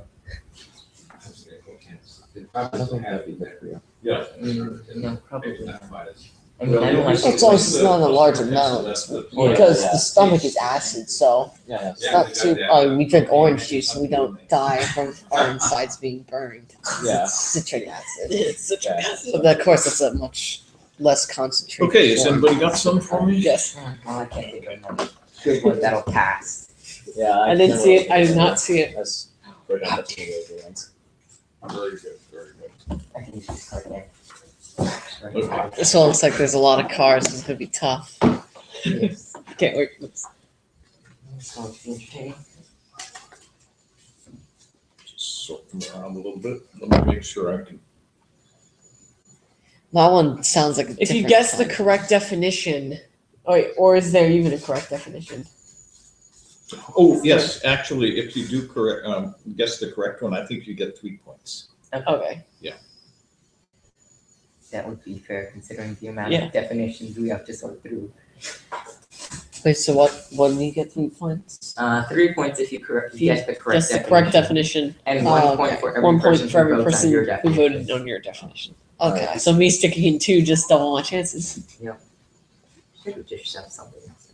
I don't know, put a punch in next time.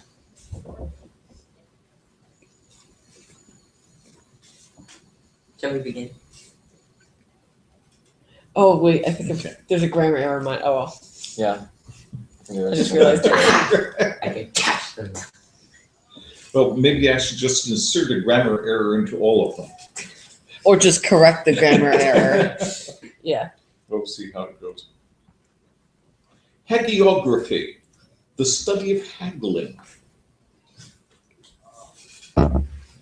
Hagiography, the study of earlobes. Hagiography, the study of haggis. Hagiography, image or study of massive rock formations. Hagiography, the study of dream landscapes. Inception. Yeah. Hagiography, Exceptionalism. the study of or pertaining to cliffs or caves. Hagiography, biography of a saint.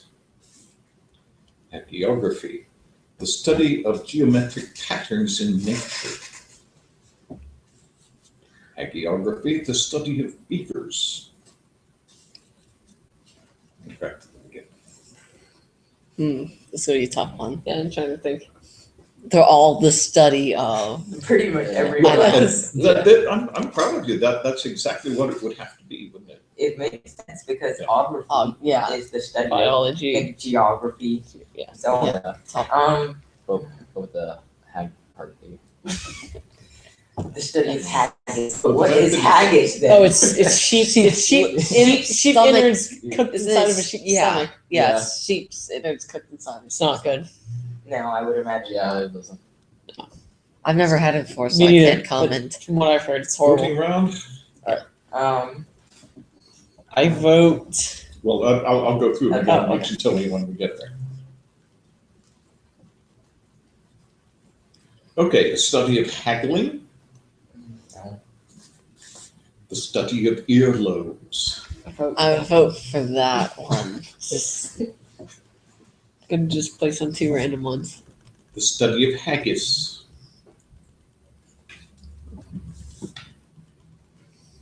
an image or study of massive rock formations. I'll vote for that one. Yeah, same. You were voting also, Joseph? Yeah. Okay. I'm guessing this one or another. Hagiography, the study of dream landscapes. Hagiography, the study of or pertaining to cliffs or caves. About that one. Yep, same. Okay.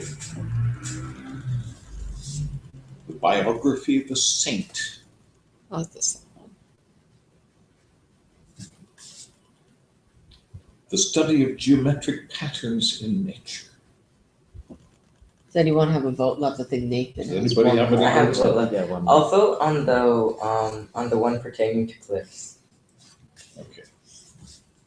I guess the Saints Oddly, by there are two pertaining to cliffs. One of them is caves, cliffs or caves, and That the one. other one is massive rock formations. I vote on the cliffs and caves one. I think I would vote on the rock formations as well. Okay. Chelsea. I guess the image of a saint. 'Cause I'm thinking of a root or something, an old root, which means to die for. So I'm guessing a saint.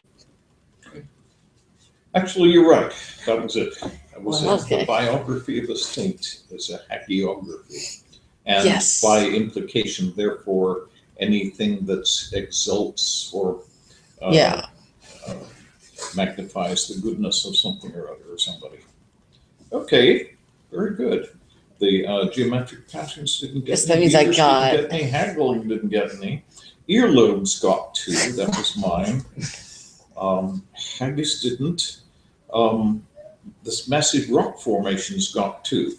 That means I got Nathan 5 points. Yes. Another thing for dream landscapes, the study of or pertaining to cliffs or caves got 3. Yeah. That was mine. I tried to make it sound all fancy. The Very study good. of pertaining to. I hope you'll take this game and inflict it upon So- your poor families and see if you can get them up and going. Okay, so Mr. Titchell, how many points did you get? You got. Yeah, I think 2 because Yeah. 2 I people got vote one for for- earlobes. No, I You got got 2 for 0 because from that one because I kind of got it. The center Oh. gets a point if nobody gets the right one. That's for having Oh, okay. guessed or found something good.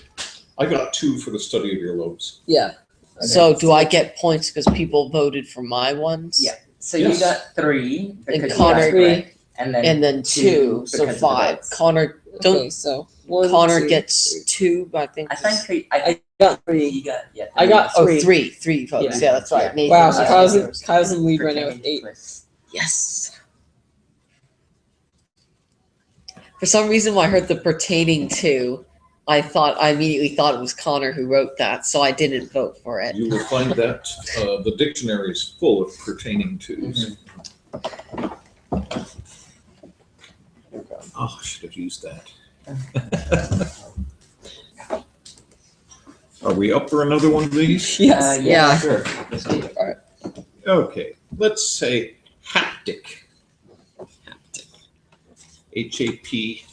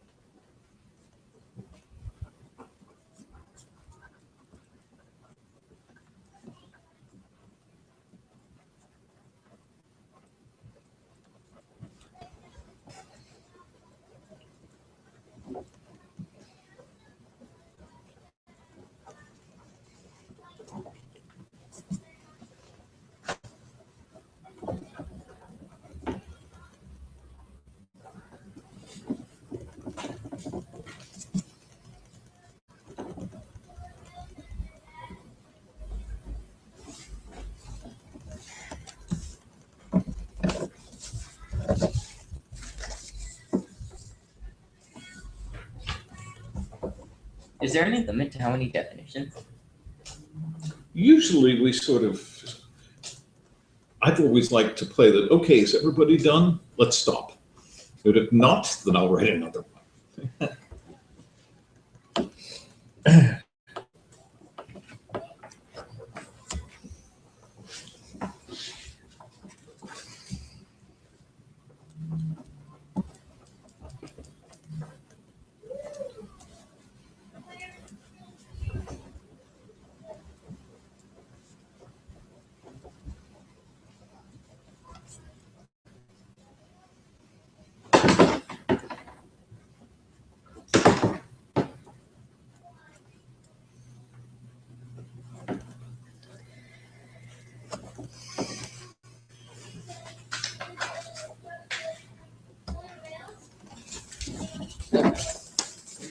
Right. Okay, no names on those. I'm still writing this last one. Okay. I think I might spell wrong, but We'll see. I think I have a spelling error in at least one of mine.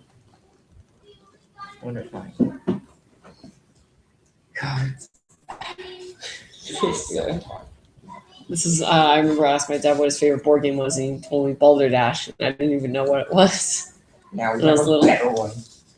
Yeah, I remember we were at my grandma's house. All of his brothers and sisters were there, and they decided to play a game. I said, "What game are you playing?" You know, I was little.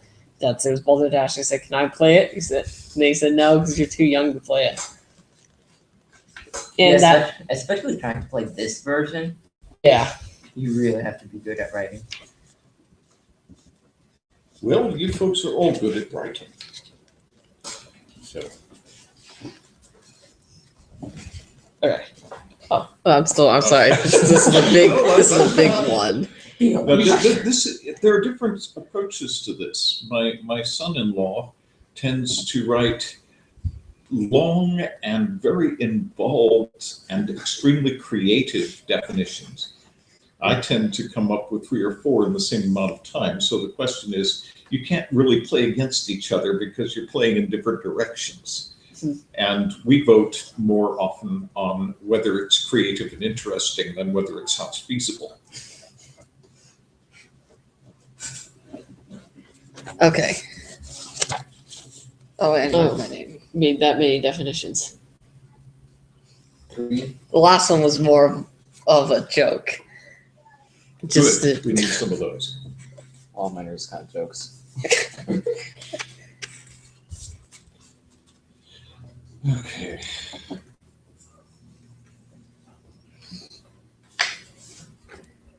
Fix the stylistic problems in your first sentence.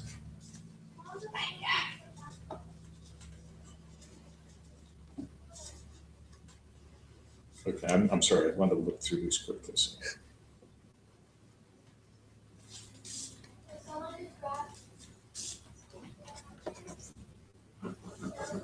this is gonna be a good round. How many did you put in? Me too. I put in 1. How many did you put in? 3. 3 and Kyle put in 3, so you got 6, 7, 8, 9. And Mr. Tishel, how many did you put in? 3, including the right one. 10, 11, 12. 12. 12. So I wrote the okay, first one. I said, okay, let's just start writing. And hope one of them gets some points. I think I was trying to open. Oh, you know what's a very There you fun go. game that these there's changed this website called Wattpad, if you ever heard of it. It's where a bunch of writers just go to put up just stories they like to, a bunch of fictional writers, and there's a game they play. They call it the story game. So how it works is one person starts the whole game and he types in one sentence. Oh, and And then the next person has to type in another sentence, and everyone, the rule is you can write whatever you want. You're limited to, I think, 3 sentences, and you have to build off the last one or any other ones Yeah, it's on like that. this. So yeah, Just for It's really erasing's sake, I left They're the wonderful. U capital.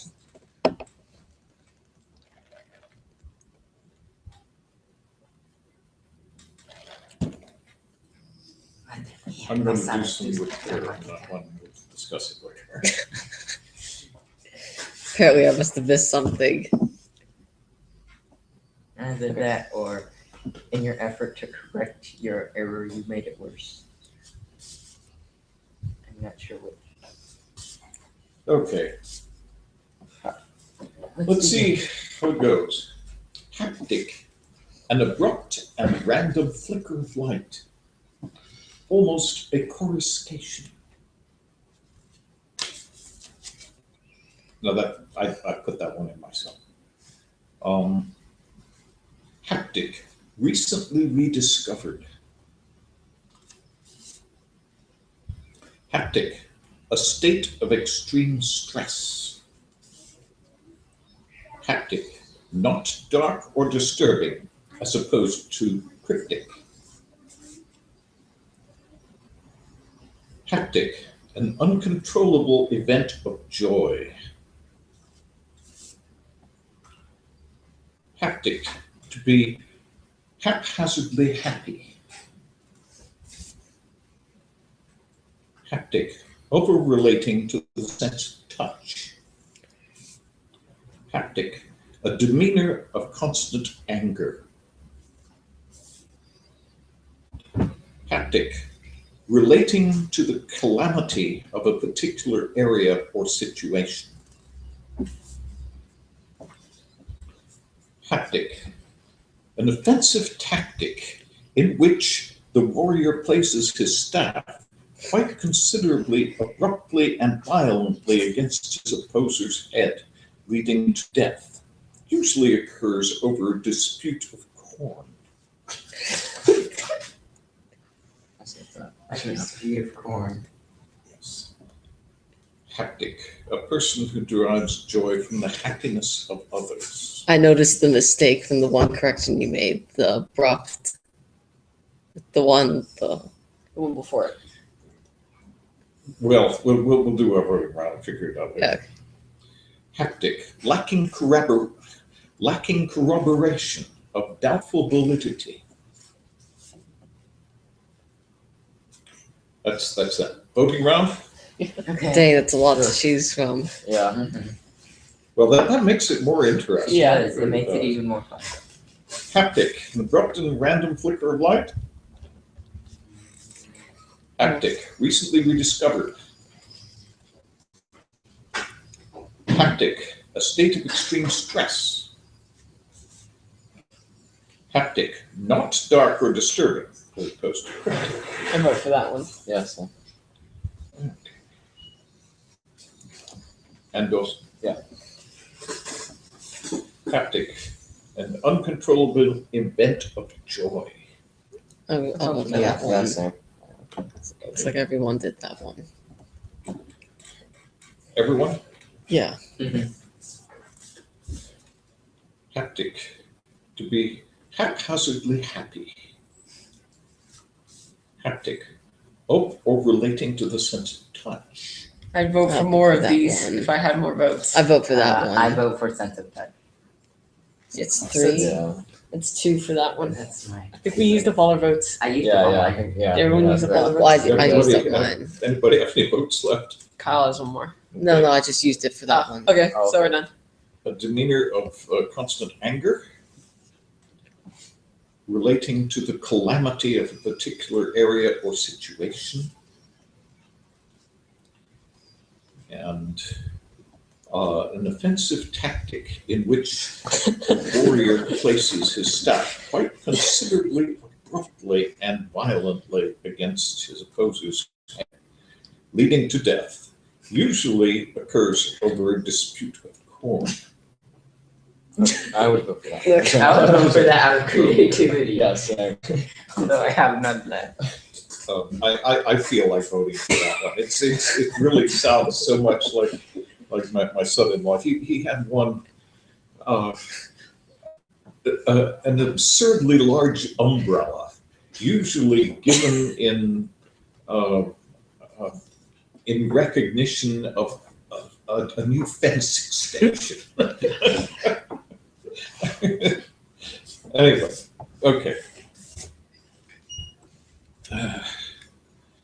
The answer, again, Kyle got the right one. the haptic of relating to the sense of touch. Yes. Yay. Dang it. So I can't beat And you. so, Also, I got 2 more points because you 2 voted for the one as opposed to cryptic. Oh yeah. Oh, so that gives you right. 1, 2, The 3, 4 Connor points. got 2 there, and then Connor got 4. Yeah, you guys all the voted for mine. uncontrollable event of joy. Well, the reason I thought, okay, the way I was playing is I thought, all right, what does it sound like to me? It sounds like spastic and it sounds a little bit like happy. So, Exactly. That's what I thought. Yeah. Well, but then Dawson's haphazardly happy. No, but to say haphazardly happy sounded It sounded too off. too I off, almost like did, it's but it sounded alliterate. too much like alliterative, alliteration, yeah. which isn't in the dictionary. Yeah, well, one of the problems with it, I'm afraid, is when you have something ending with IC, there's a good chance it's going to be an It's adjective. relating to, yeah. Yeah, and so we had an awful lot of nouns come through. I just saw a haptic come into the room. He came in waving a haptic staff. Yeah, that sort of makes more sense. Okay. Anyway, that was good. Yeah, yours was interesting. I like the imagination. Reminds me a little But- bit of Douglas Adams. It goes off in a different direction. Like when he just, what he What's describes. an effective tactic where? Don't like where being used in that sort of a relative pronoun sense, unless you're talking about something that's spatially related and has to do with a place. This So is say where in you which did it. then. Anyway. So in which I changed that. And also you have this long, strange cascade of adverbs considerably, abruptly, and violently. It reminds me of, I was thinking of that one part where he goes, It does In sound Gar- like a Douglas in, Adams. which one was it in? Oh, never mind. I'm trying to think of the chapter name. Oh, well. Well, in Hitchhiker's Guide to the Galaxy, where he goes, what does he say? You know what I'm thinking of? Where he goes, how words that mean nothing. Oh, Yeah, what's he can say? What does he hurt. say? Words have been known to Yeah. kill. Yeah, what is the I word he seem to be says? having tremendous yes, I seem to be difficulty having- with my yes. lifestyle. I seem to be having tremendous difficulty with my lifestyle, is what he said. But now many believe that words cannot harm people, especially words that pointless. But at this time he said it, a freak wormhole opened up, grabbed the sound wave, and went into another dimension between two galactic The birds and yeah. And when they were at the peace summit, both armies locking their weapons at each other in the peace summit. One person's the getting him to gentleman take asked him back. to take Dual his battle short. asked him to take very politely to take back what he said about his mother.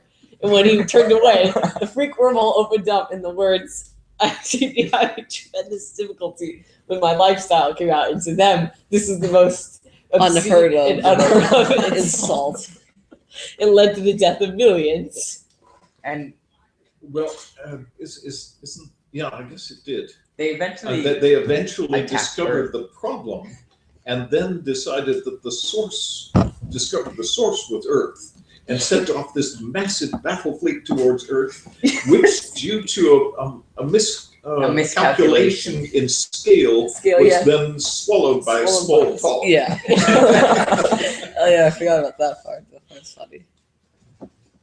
Very good, very good. Oh, it is time to get going. Yes. It's even later Oh my than goodness. me being late. Yeah. We didn't an hour of that. I didn't realize that. Me neither. It's quite fun. It is. Yes. It's a lot of fun. Yeah. I've actually found that they're sometimes worth keeping. Yeah. You want to keep them? Oh, You can keep them. no, I don't think so. No. Why don't you go ahead? Everyone have a wonderful Just summer. toss those. Thank you so much for this thing. Try it out and see how things work. I will hopefully see you next year.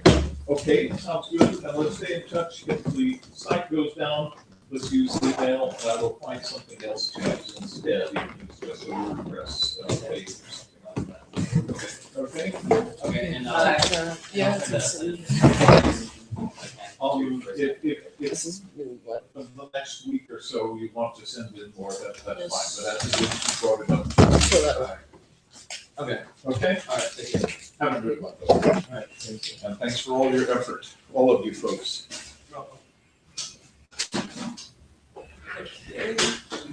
Sorry, I'm real, time is going by so fast. All right, come on, let's take a- Have a good one, have a good one indeed.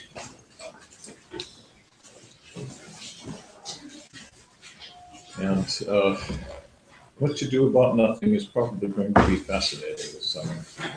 All right, bye, Mr. Texanol. Have a good one. You too.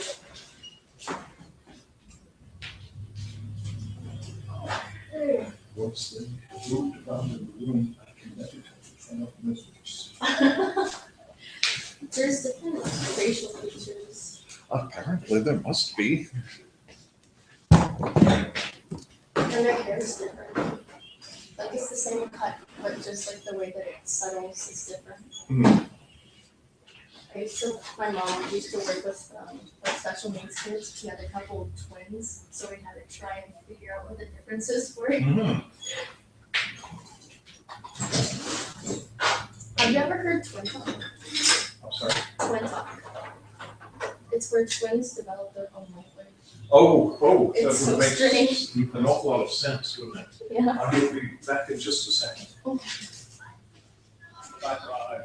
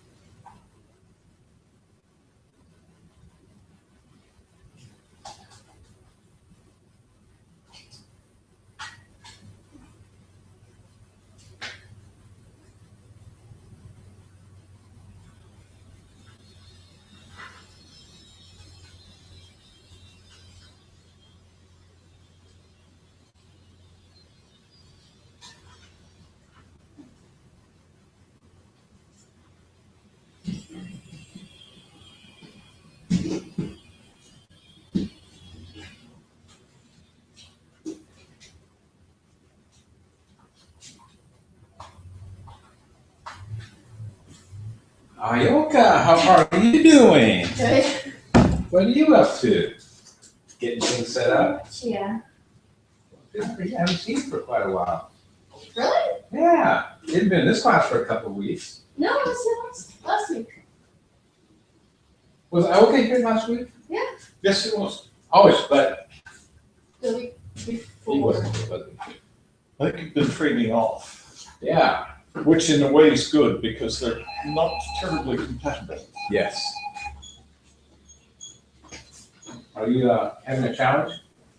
She's plugging in and unplugging your One of the plugs doesn't work real well, Yeah. so find out. Ay. Yeah, really happy answer, sweetheart.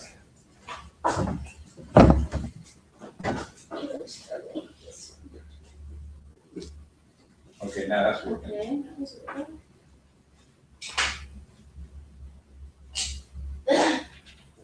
Where's the extension cord? Yeah, that's good. Just plug it into the extension cord now. You're set. Good, but it's not turning on. That is so awesome. I'm looking forward to doing something Oh, we don't man. cook. Well, we do, we just put a chicken in it, How long does it take? 3 hours maybe. Uh-huh. But what you want to do is you want to be sure that you rotate it so it's getting direct sun. Uh-huh. That's the secret. We just, it's, Well, you have masses of sun out where you are. Ours is somewhat filtered. well, have you just have to trees. find a spot on the deck or in the bedroom, cook, and that's like $100+. I was rather taken by the whole thing, which is very nice of it. Yeah. Family. Now, Dawson is not a senior yet, is he? Are you ready to go? It's not turned on. It's not turning on. Uh-oh, it was, yeah, it's not, big. Oh, let me just see something. You know what? Well, that does appear to be on. Yeah, it is.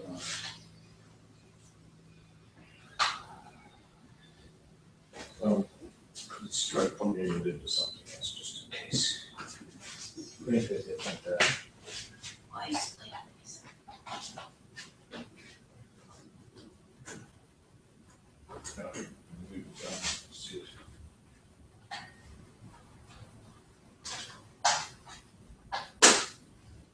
Nothing?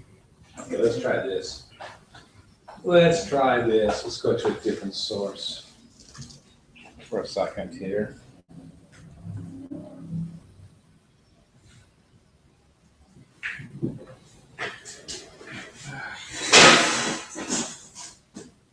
I'm afraid this thing may not have lasted.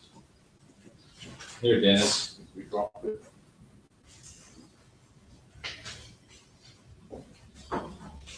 It's just working earlier. Plug it in, see if that works on that. You know this is.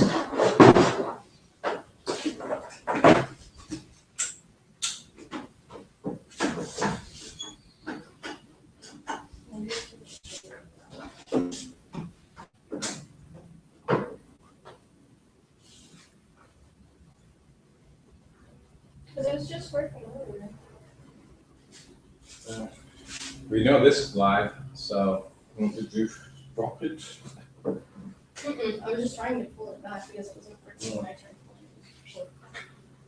When I tried to plug it in there.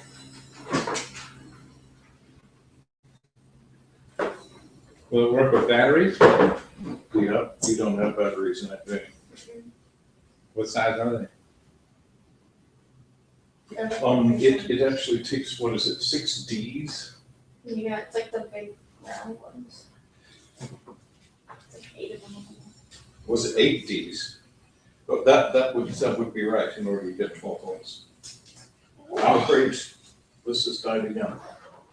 Uh-oh, you killed it, you murderer, you. This has been the weak part of the whole thing. How many milliamps is it? Let's see. 500 milliamps.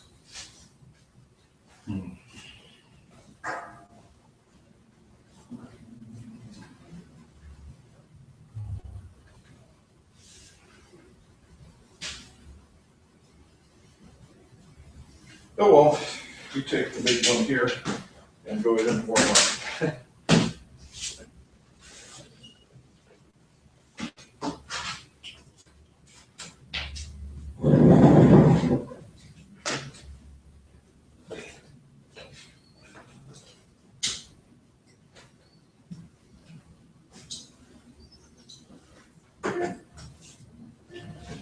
$500 milliamps? Yeah. That's a house, isn't it?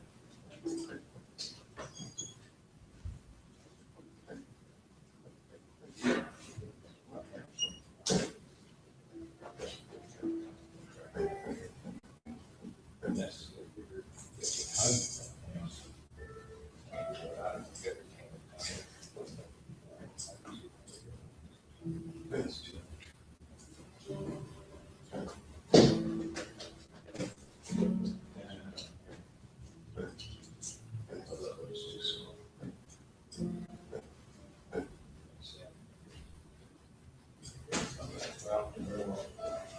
Thank you.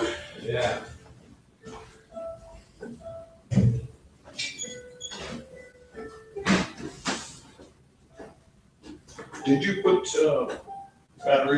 some point? I thought you were going to do that when we didn't have the core working. Yeah, I did, but they're.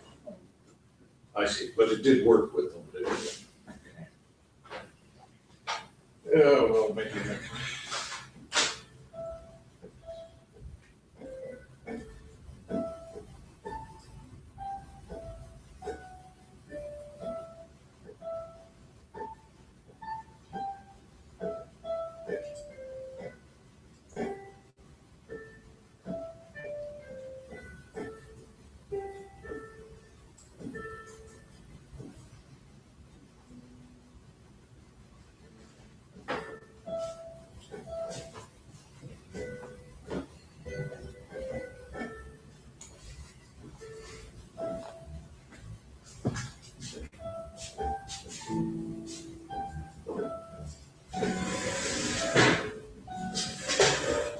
You've really been working.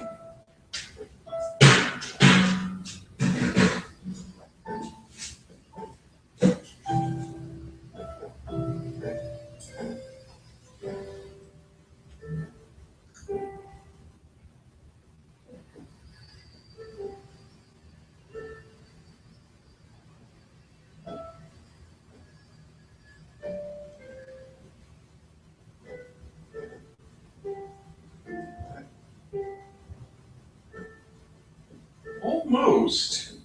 Yeah, I keep Yeah, I on mean- getting mixed up with this hand.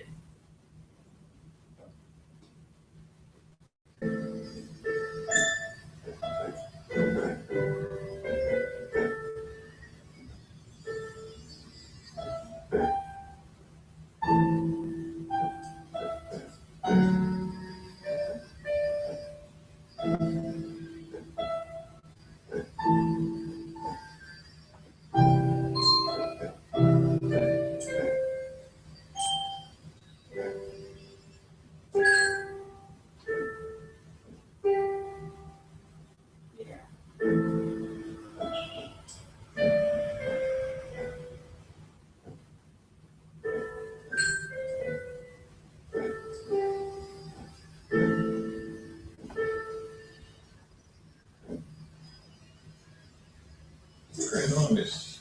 You know, you could have that down and playable with a little work. No, I did, but it's different.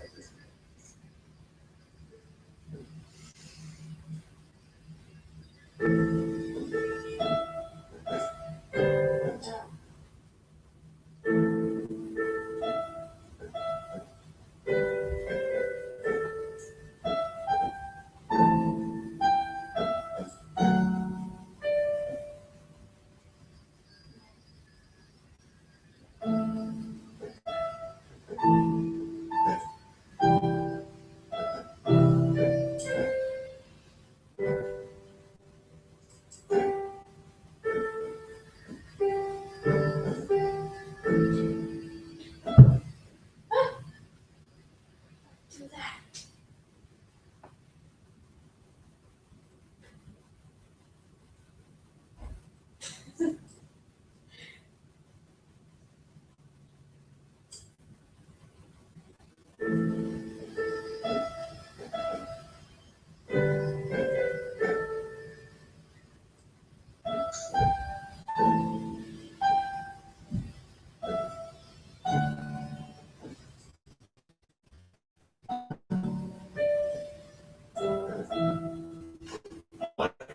It's up to you. Three? Now try it. Try it. Try it.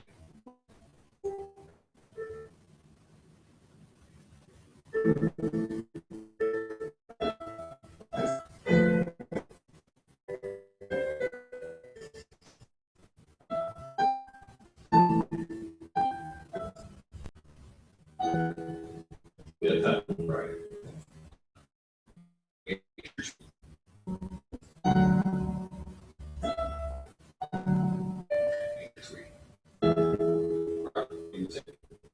Yeah, sounds better. I like that.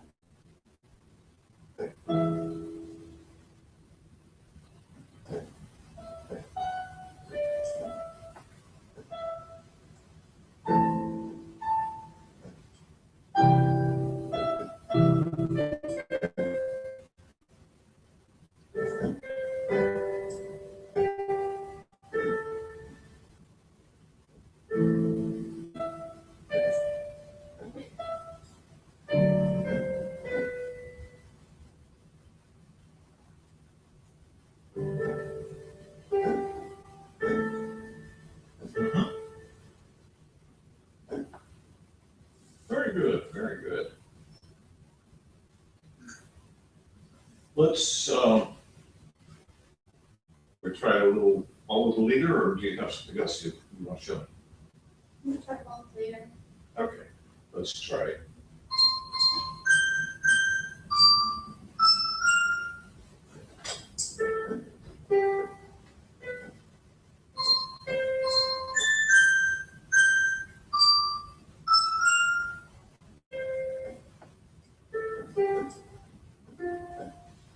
Ready again?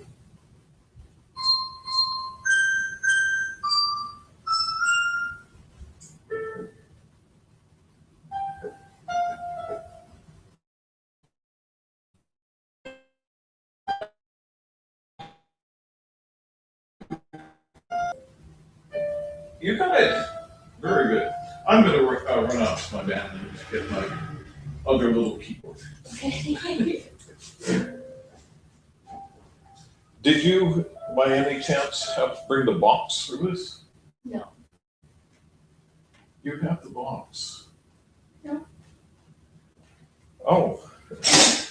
Yes, but I'm going to take it home with me today.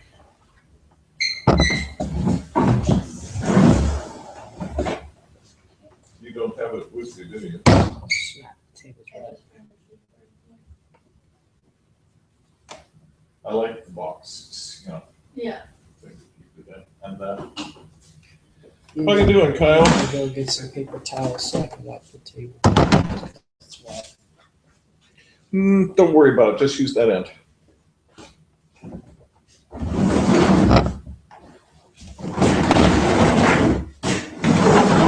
Okay, I was going to go out and get another keyboard.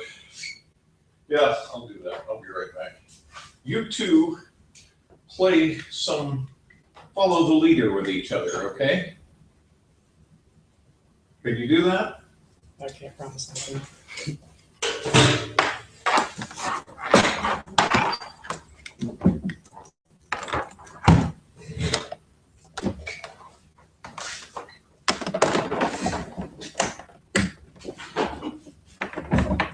You know what? I'll bet you that works with this one.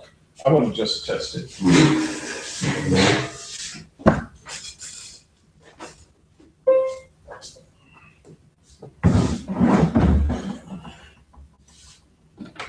I'm stealing your clock.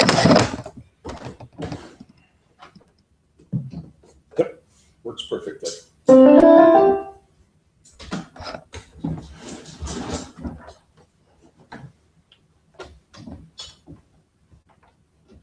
Okay, it's all yours. Do you want me to go on Amazon or something? Do you want me to go on Amazon and try and find it? No, I'll hunt around. I may have something somewhere.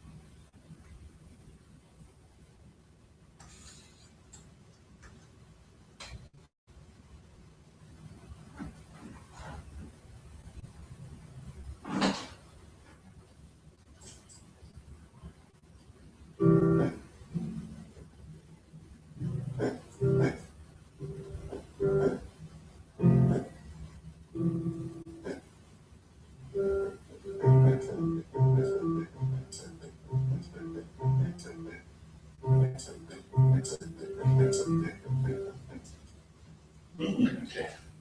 What happened to it? No está.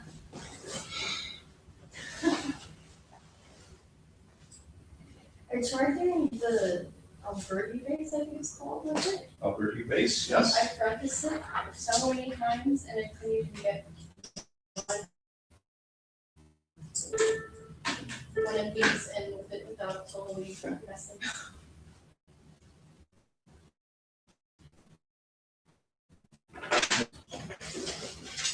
It can be a challenge. I would like to have my whole kit here at some point. I don't know how we're going to do that. Where do you live? I don't know if you Oh, okay, not too far away. do it Pasadena or What's that? what do you Altadena. It's not an enormous distance anyway. Some of my students are about the desk. Yeah, like Howard Potter. Exactly. Don't you live in Syria? Yeah, that's exactly what I right.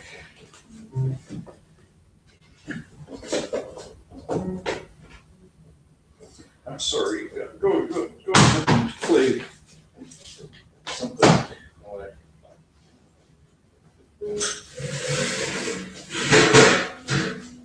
Okay, let's see here. I was going to do we really should do that every time, so we can take a melody, play with the melody, and give it back, if you see what I mean. And that's really a large part of what improvisation is all about. If I go, I can go.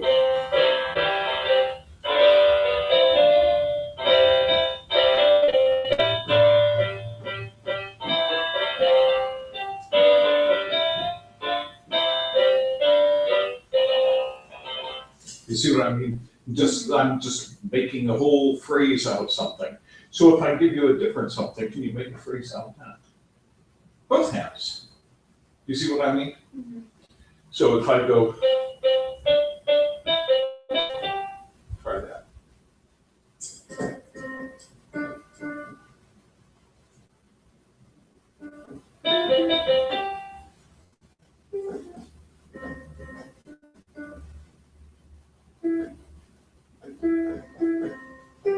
Right.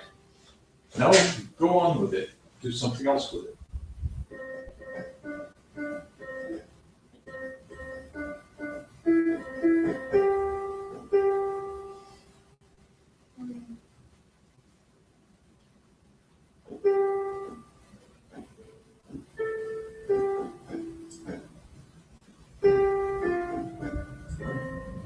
Okay, you did something.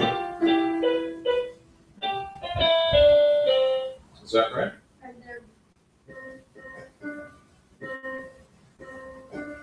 Wait, how did you shut it off?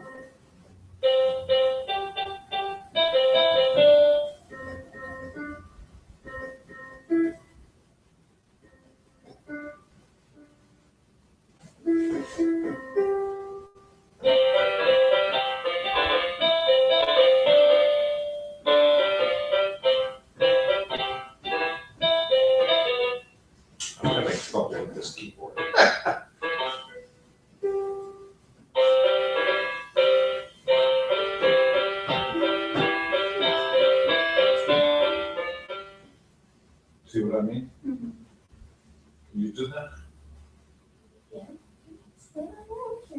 Yes.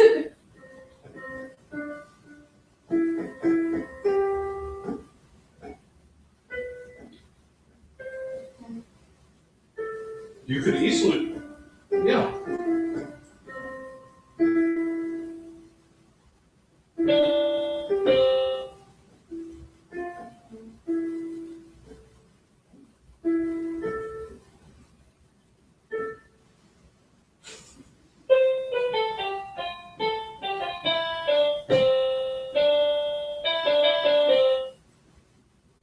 That sound good? Yeah. It's whether it sounds good is the only thing that matters. And so you just sort of let it flow, let something interesting come out of it. You start this time.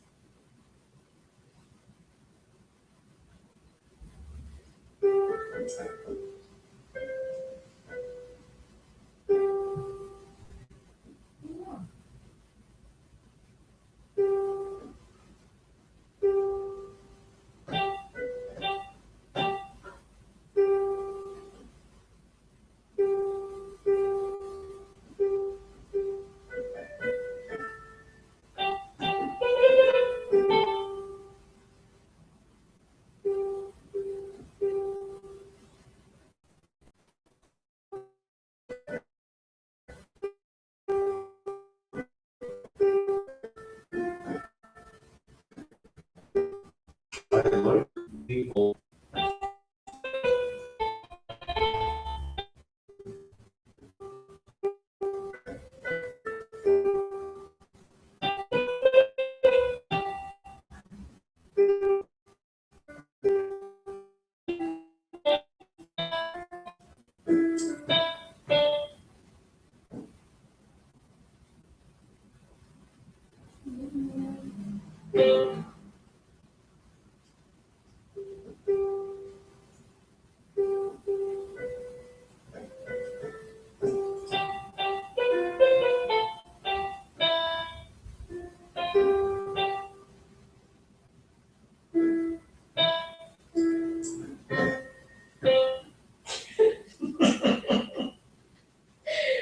Okay, see if you can follow me then. Follow me as I'm going along. See whether that works.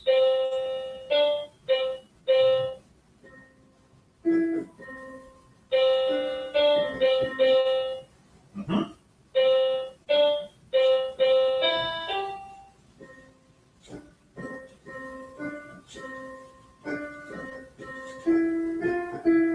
You got it. Very good.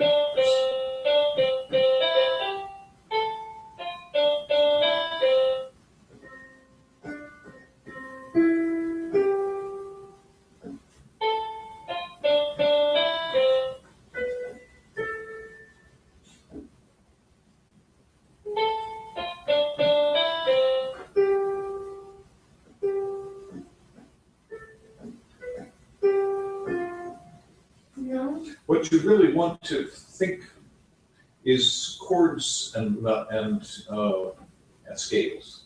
Now, if I'm going, you know it's a scale, you know where it's going. If I'm going, you know it's a chord. Yeah. See what I mean? And so when then I do something like, it's another chord, but that's a two chord. You see, you won't be able to recognize that that's a two chord.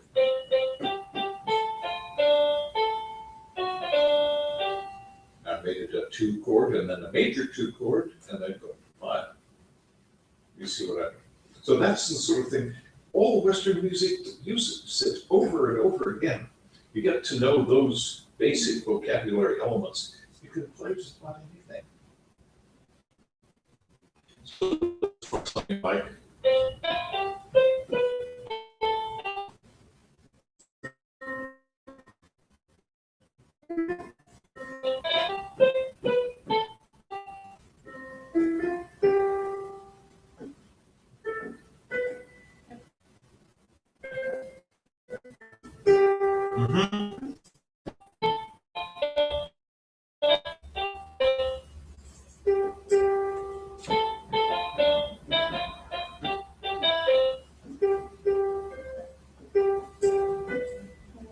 Okay, think about this one.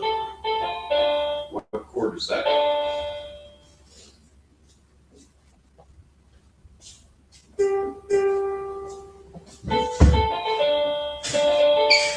What chord is that?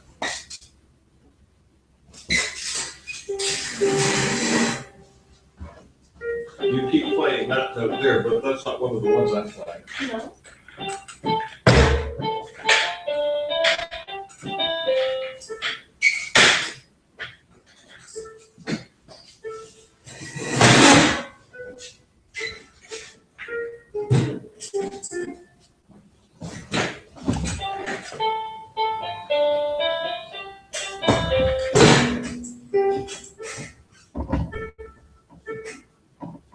No.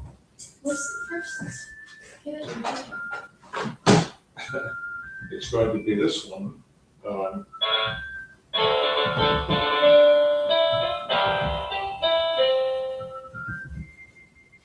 Two chords. One chord, one chord.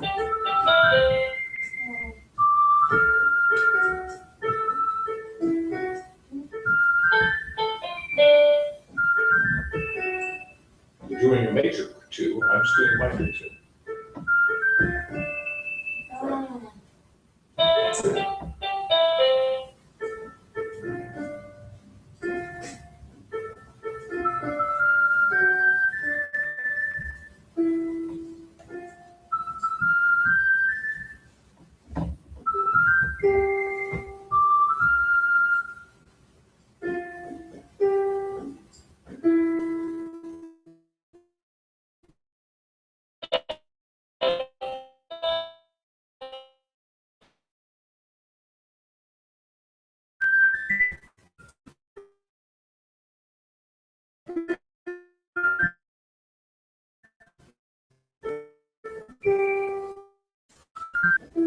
Is that right?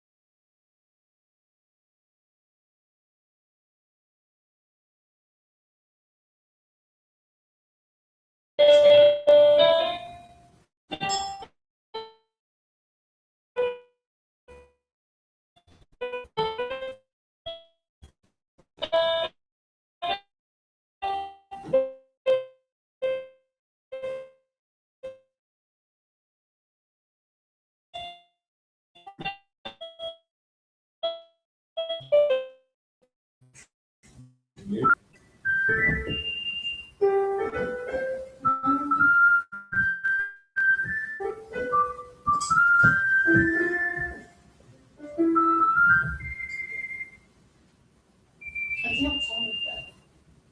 You can't what? I can't tell with the noise that's on it. Yeah, that makes it harder, doesn't it? Well, let's listen to kind of. Why don't you play it down on the chord keyboard a little bit? When you play it up here, we really can't hear anything. No, down there. Oh, down here? Yeah.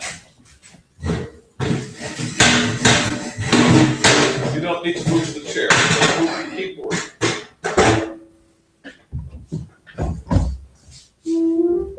There we go.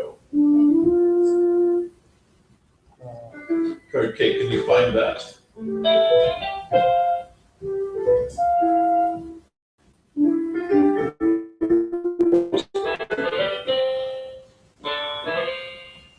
Move down the keyboard one octave yourself, and then you'll be in the same range as we are. He's gone way up the top again. That's it. 2, 3, 4. 2, 3, 4. 2, 3, 4. Except I was doing it down below.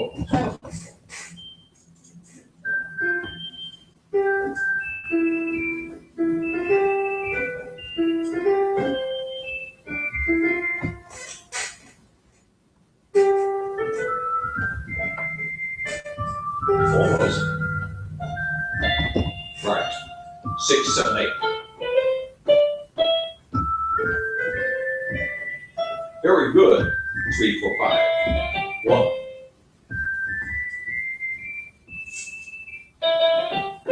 3, 4, 5, 1. 2, 3, 4.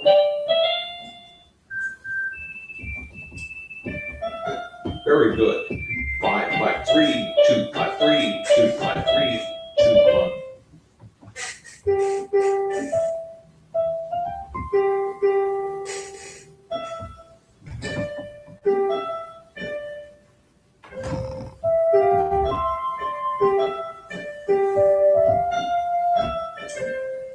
Very good, very good. You've got a good ear. Let's do a round. We could do it with 3 people this time. I'm trying to remember which rounds we did that worked. We did some last week. Yeah, we did. We did,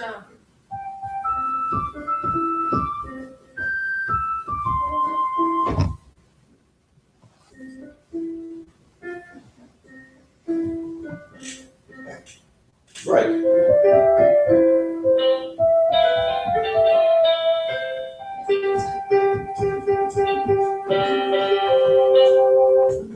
could do that one. It would work.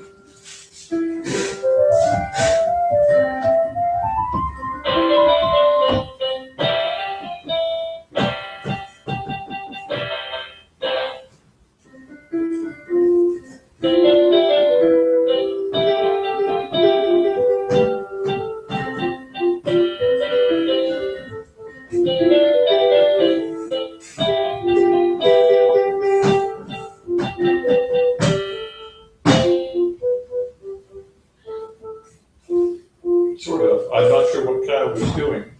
You were with us at one point. Just messing around. Yeah, but when we're messing around on a round, let's see if we can make it all work. So we try that one more time, and then see if we can remember another one that would work. I think the best would be the, I can't remember the name of it. It's this one. Yeah, that's the one I was thinking of.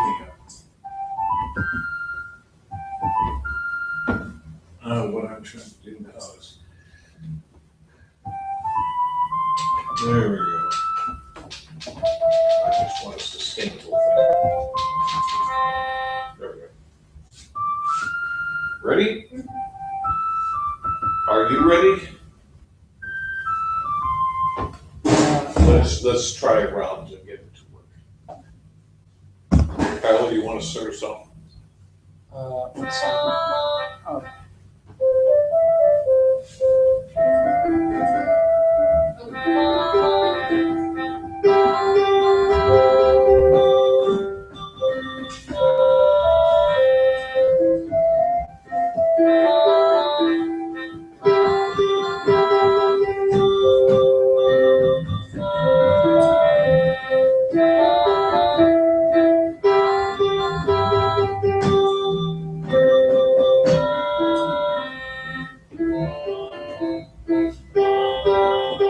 Okay, this is just getting repetitive. I think I have all kinds of interesting things I can do with this thing.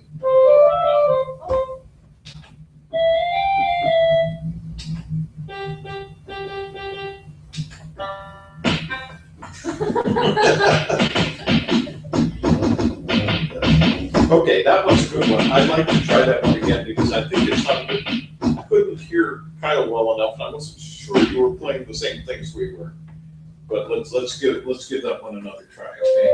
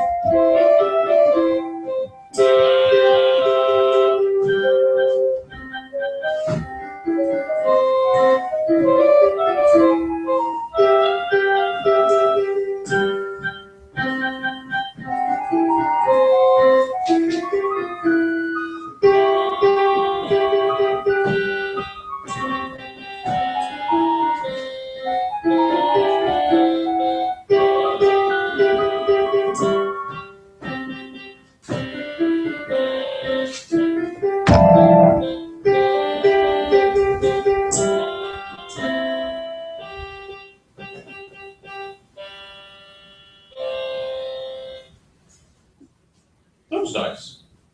It worked. Okay, shall we try the next one? Yes. Okay. We're gonna come in next.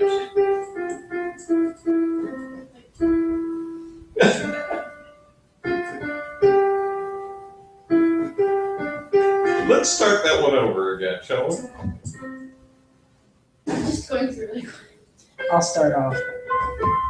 So she's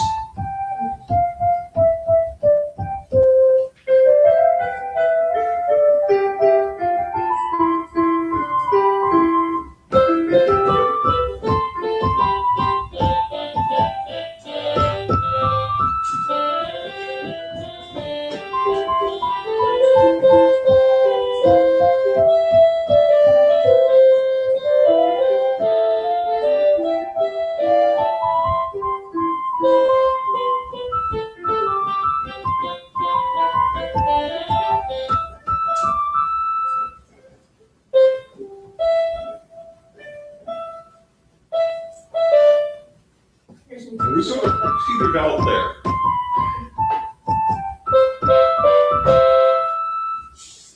Okay, you want to start this time? You can come in second.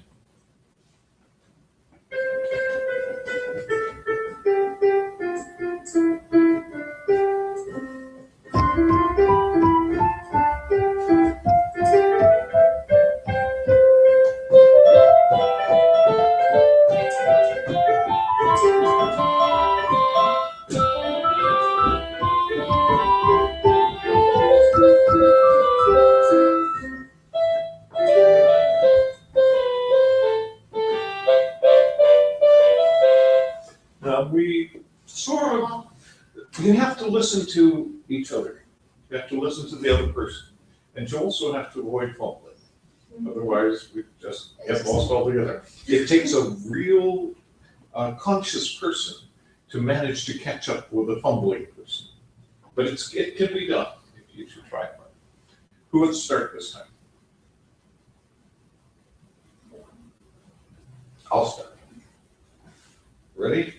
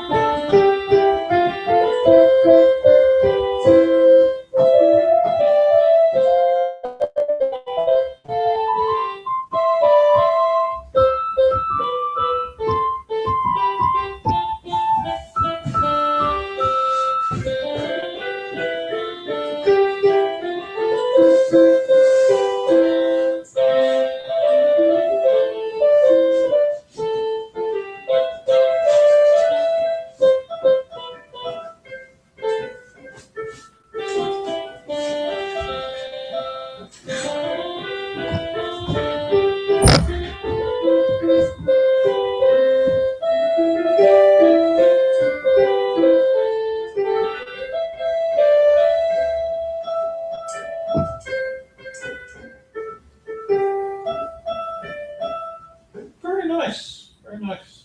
You just appeared on us. I'm not sure where you went.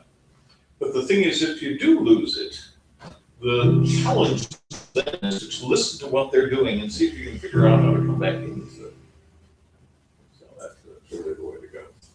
Okay, this is our last day. And so I really want to sort of get everybody on track to what they want to do next. I'm sorry, but I need my keyboard. They're not that expensive. I mean, even these things will do. It's not good for your fingers to play on these. I want a I could dubstep probably board. find one at Salvation Army. Sometimes they have simple. Sometimes they do. Make sure they have all their keys. That's, I mean, if you're missing an F sharp, I mean, you can't play it. You can't play. But also make sure that it has a power supply that works. I don't know whether I can get that one working or not. Anyway, Kyle, I don't know what you want to do with music in the future. Have you got any specific ideas? Dubstep. Dubstep. Dubstep? Dubstep. I don't know what that means. It's electronic.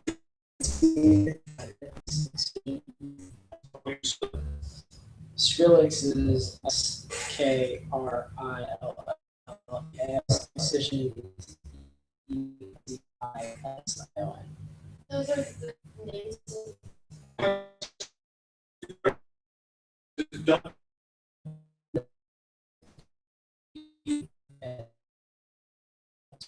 Okay, I just couldn't hear it.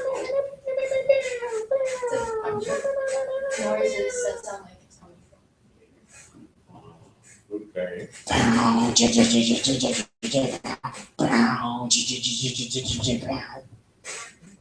I understand what you're saying now. Do you find that's more musical, more enticing, more entertaining?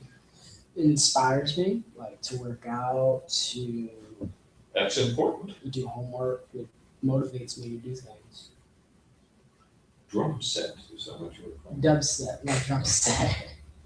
This guy who named himself Will Smith on YouTube, that's his account name. He said, welcome at doorstep to not be listened to. He's Okay. like, welcome at doorstep music to not be listening to. He's making fun of dubstep. I am so completely out of step when it comes to what's going on right now. And I suspect, well, I'm basically happy about that. Most of the time on it. I shouldn't say that because it may indeed have something that is worth wasting one's time on. We all have our own peculiar perspectives on things. But my suspicion is that what's going on right now and is popular is fairly ephemeral, fairly evanescent. Do you have any idea what I'm talking about? No. Temporary, fleeting. Okay. Different. You need to take the English class. As do you. No. Are you a senior? No. You're a junior. Yes. I see. So you've got another year. Have you taken the SAT yet? I'm taking it next weekend. I see. You all ready for it? Yeah, I have a website that is like on for it, like specifically for this. Right. You haven't read my book. You haven't read my book on it. It's up there. On me.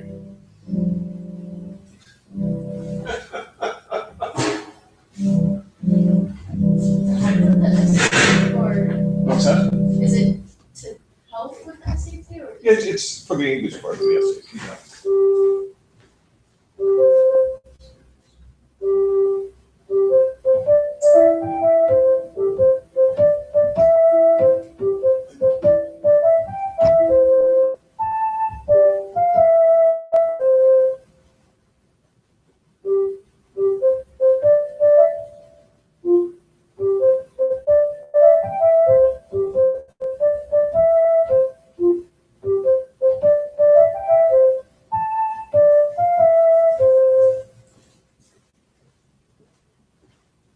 Drum set. Drum set. Doorstep. What's that? People like Let's see here. drum set, doorstep. If that is of interest and value to you, you may have it.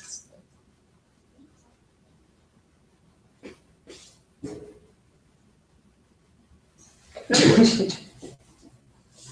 No, I can understand that, especially for workouts and timing, especially if you're doing physical stuff to something timed. That would make a certain amount of sense and maybe even lend itself to something that approximates composition. I think if you listen to it, it would make your ears bleed.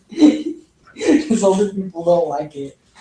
Very probably not. I mean, You'd be like, oh, Shaz.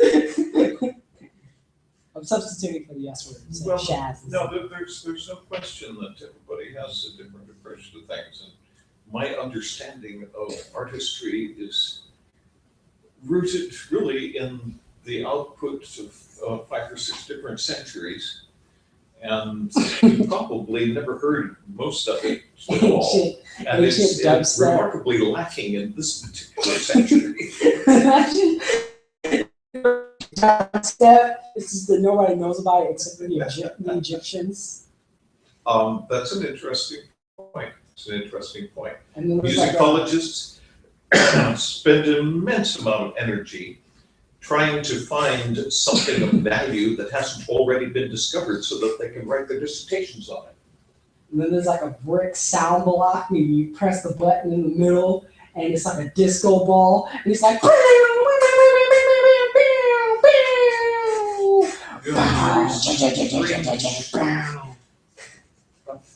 Flow of thoughts, Kyle. Okay,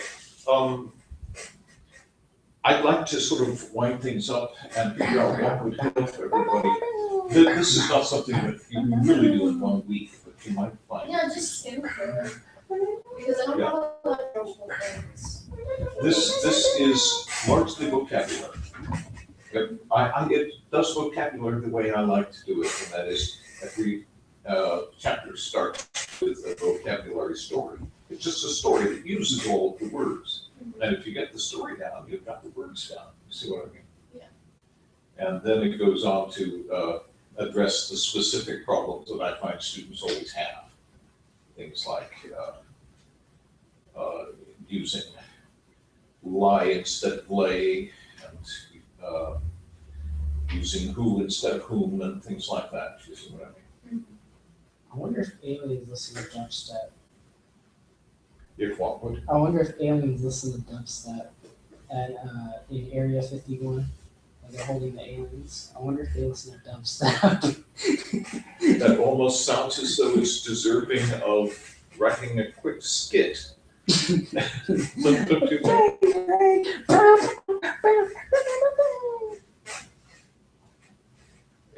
Could you do parkour to it? Parkour to dubstep.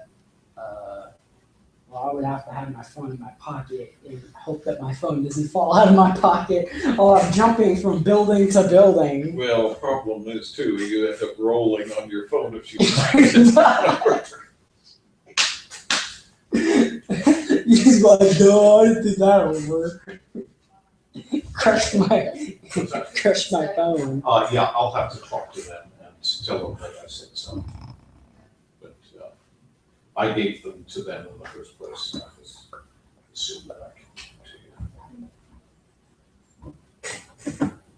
Yeah, Okay. help.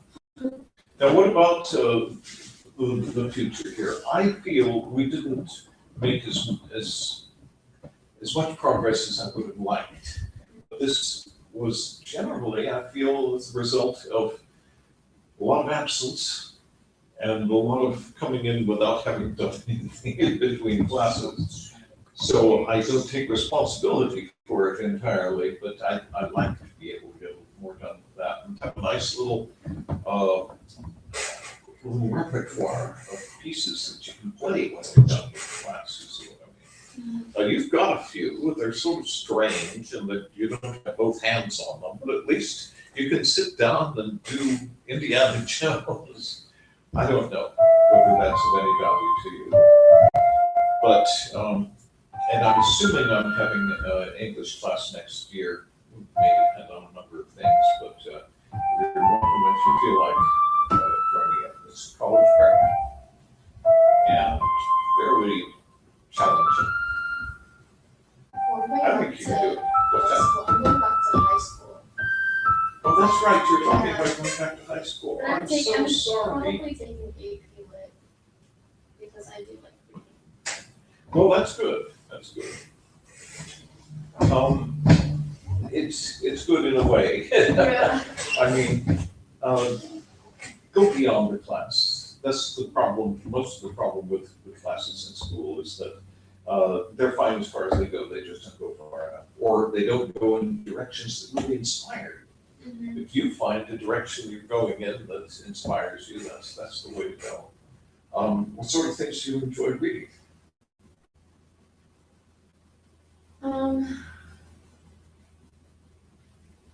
Like Genres or reason? I was written where, written when. You see what I mean? Yeah, it's just very diverse. I don't really have. Well, that's good. It can be. Do you read much from the 19th century? Dickens, Austen, Bronte. We might have when I was in school. We read Julius Caesar. Shakespeare. Yeah, we read. some books. What do you read, Kyle? Nothing comes off the top of my head, really. I just play video games. So, reading, always traditionally, Oh, I read comic books on the internet. well, there's nothing wrong with comic books. It's a way to learn a lot of things. But one of the problems, I think, with traditional schooling is there's so much emphasis on reading. And of course, that's because the people who are putting all of these courses together came from a period in which the only great source of information was in a book.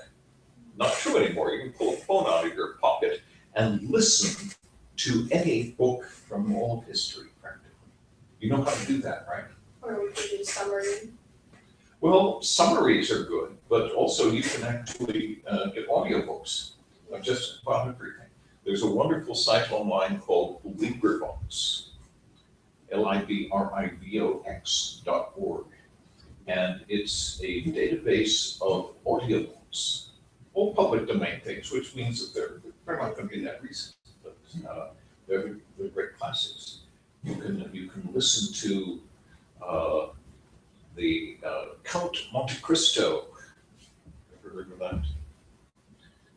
It's a page turner. It's a book you would enjoy, I think, about a fellow who is inappropriately jailed and manages to escape and takes revenge upon the people who put him in there, and it's got all kinds of other things going on. I'm sure I'm supposed to read that next year. I'm sorry, I'm supposed to read that next year. are you? Yeah, it's my name.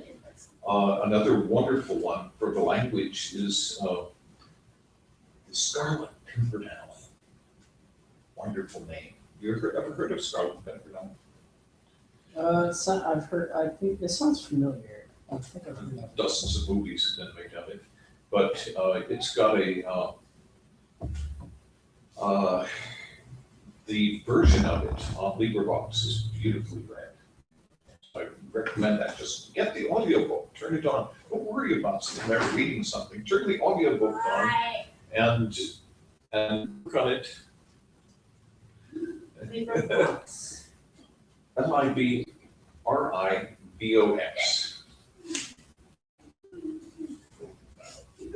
Okay, have you got it? Yeah. Okay, good. Put the audiobook on and then do your exercises. Do your dancing. You see what I mean? And Wait, this is really, exercise to LibriVox? LibriVox is just a database. It's not, I mean, you're listening to great literature while you're doing something fun. And trust me, you're going to learn to appreciate it. You can't. I mean that I don't think I can work out to audiobooks. That's not very inspiring. I gotta listen to something that makes me want to get up and do something. You haven't listened to great things then. The Scarlet Pimpernel is wonderful. It's full of sword fights, all kinds of interesting things. Why don't you listen to The Three Musketeers by Alexandre Dumas?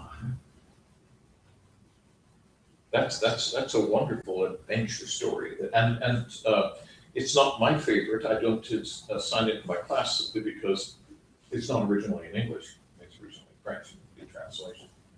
But the Scarlet Pimpernel is originally English. It's superb English. The language that was used back then was used for people who understood language. I'm afraid modern Americans don't. You know that, don't you? I know that. You'll be challenged a little bit, I think, by some of the that's in that book. I used when I was younger, I used to write down words that I didn't know. This is exactly the way to do it. And you do that too, right? You hear a word you don't know, put it down, call it your vocabulary journal. I'll show you the vocabulary journals my class has been putting together. Okay. And I usually that's, just that's still up there, isn't it?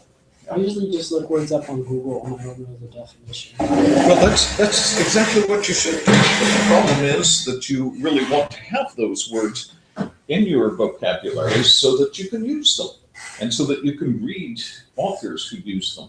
You see what I mean? What we did here was we were playing a game. It's called, we call it dictionary or balderdash, in which we pass around, we announce a word and everybody writes a mock definition for it. And then we read through them and see, okay, who got the real one? In order to, it's a wonderful way to do it, but the tricky part is you've got to find a word that nobody knows to begin with, something obscure. So what we did at the suggestion of my students is we took my vocabulary journal. I keep one too. I think everybody should, and every teacher should be doing for his class what he wants the class to do. Otherwise, how do you know where you're going? And indeed, if we were to look at the list of words that I have in this one, things that I've looked at and decided I wanted to learn what they were, like what a fuddler was, or desuetude, or inanition, or diapason, or hostrel, or canard. You see what I mean? You're going to encounter words when you read literature. Did you say Might as well- fuddler? What's that? Did you say fuggler Let's see. or thudler? Fuddler. A fuddler is a drunkard. Fuddler. Oh, Yes. Someone who is bibulous. Bibulous means one loves alcohol. These are words worthy of knowing.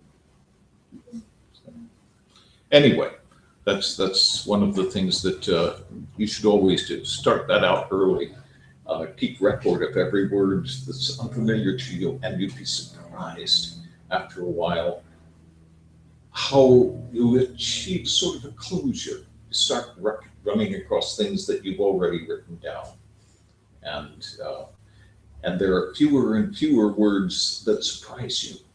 And when they do come along, it's sort of like hunting for Easter eggs. You say, found another one. You see what I mean? Anyway, if it suits your book, the classes there, I realize you're going back to what I have called in my recent book. I just finished writing this last week.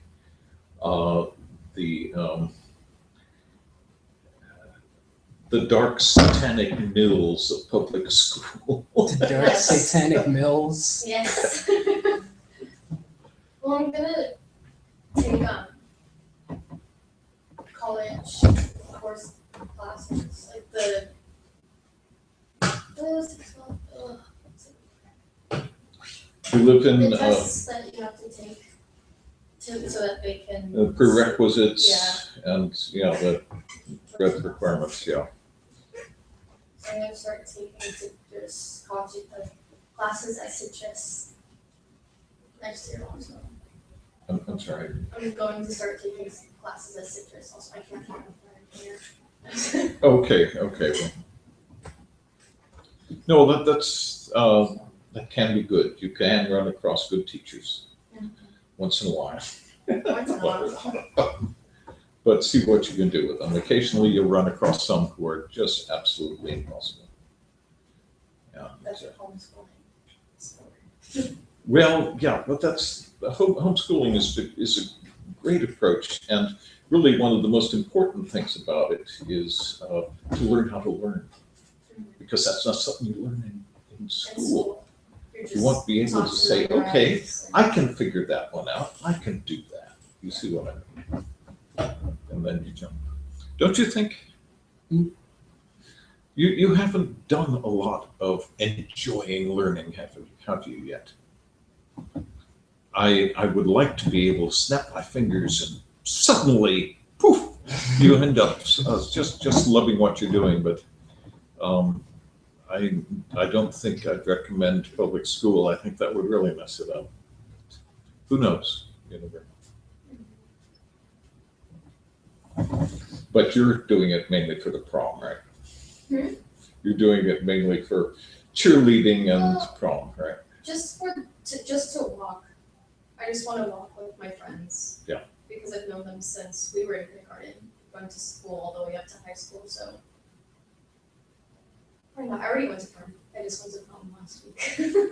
Oh, okay. Yeah, but want to do it again. Yeah, I just want to walk. No, the socialization is wonderful, and if all of your friends are in it, that's where you have to go. I just want to say we did it together instead of not. You can't persuade them to drop out and have your own little homeschool. Well, there's really few people who actually have started doing high school, homeschool this year. So That's what my book is about. I'm just finishing this. About a bunch of kids who drop out and decide to do the homeschool themselves. And they do so much better. it's true. But even in this case, without parents, without anybody, have teachers come in and help when they need them. Yeah, it's a difficult transition though. Because you're It's a so used difficult to- transition because public school is intentionally conditioned people to make it difficult.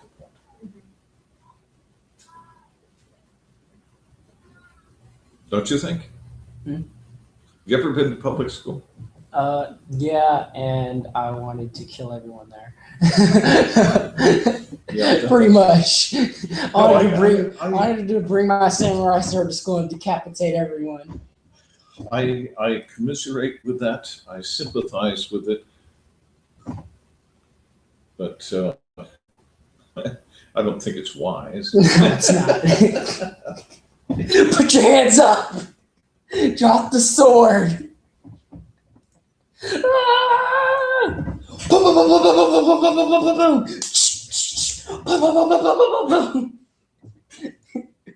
He's triple quadruple dead. Make sure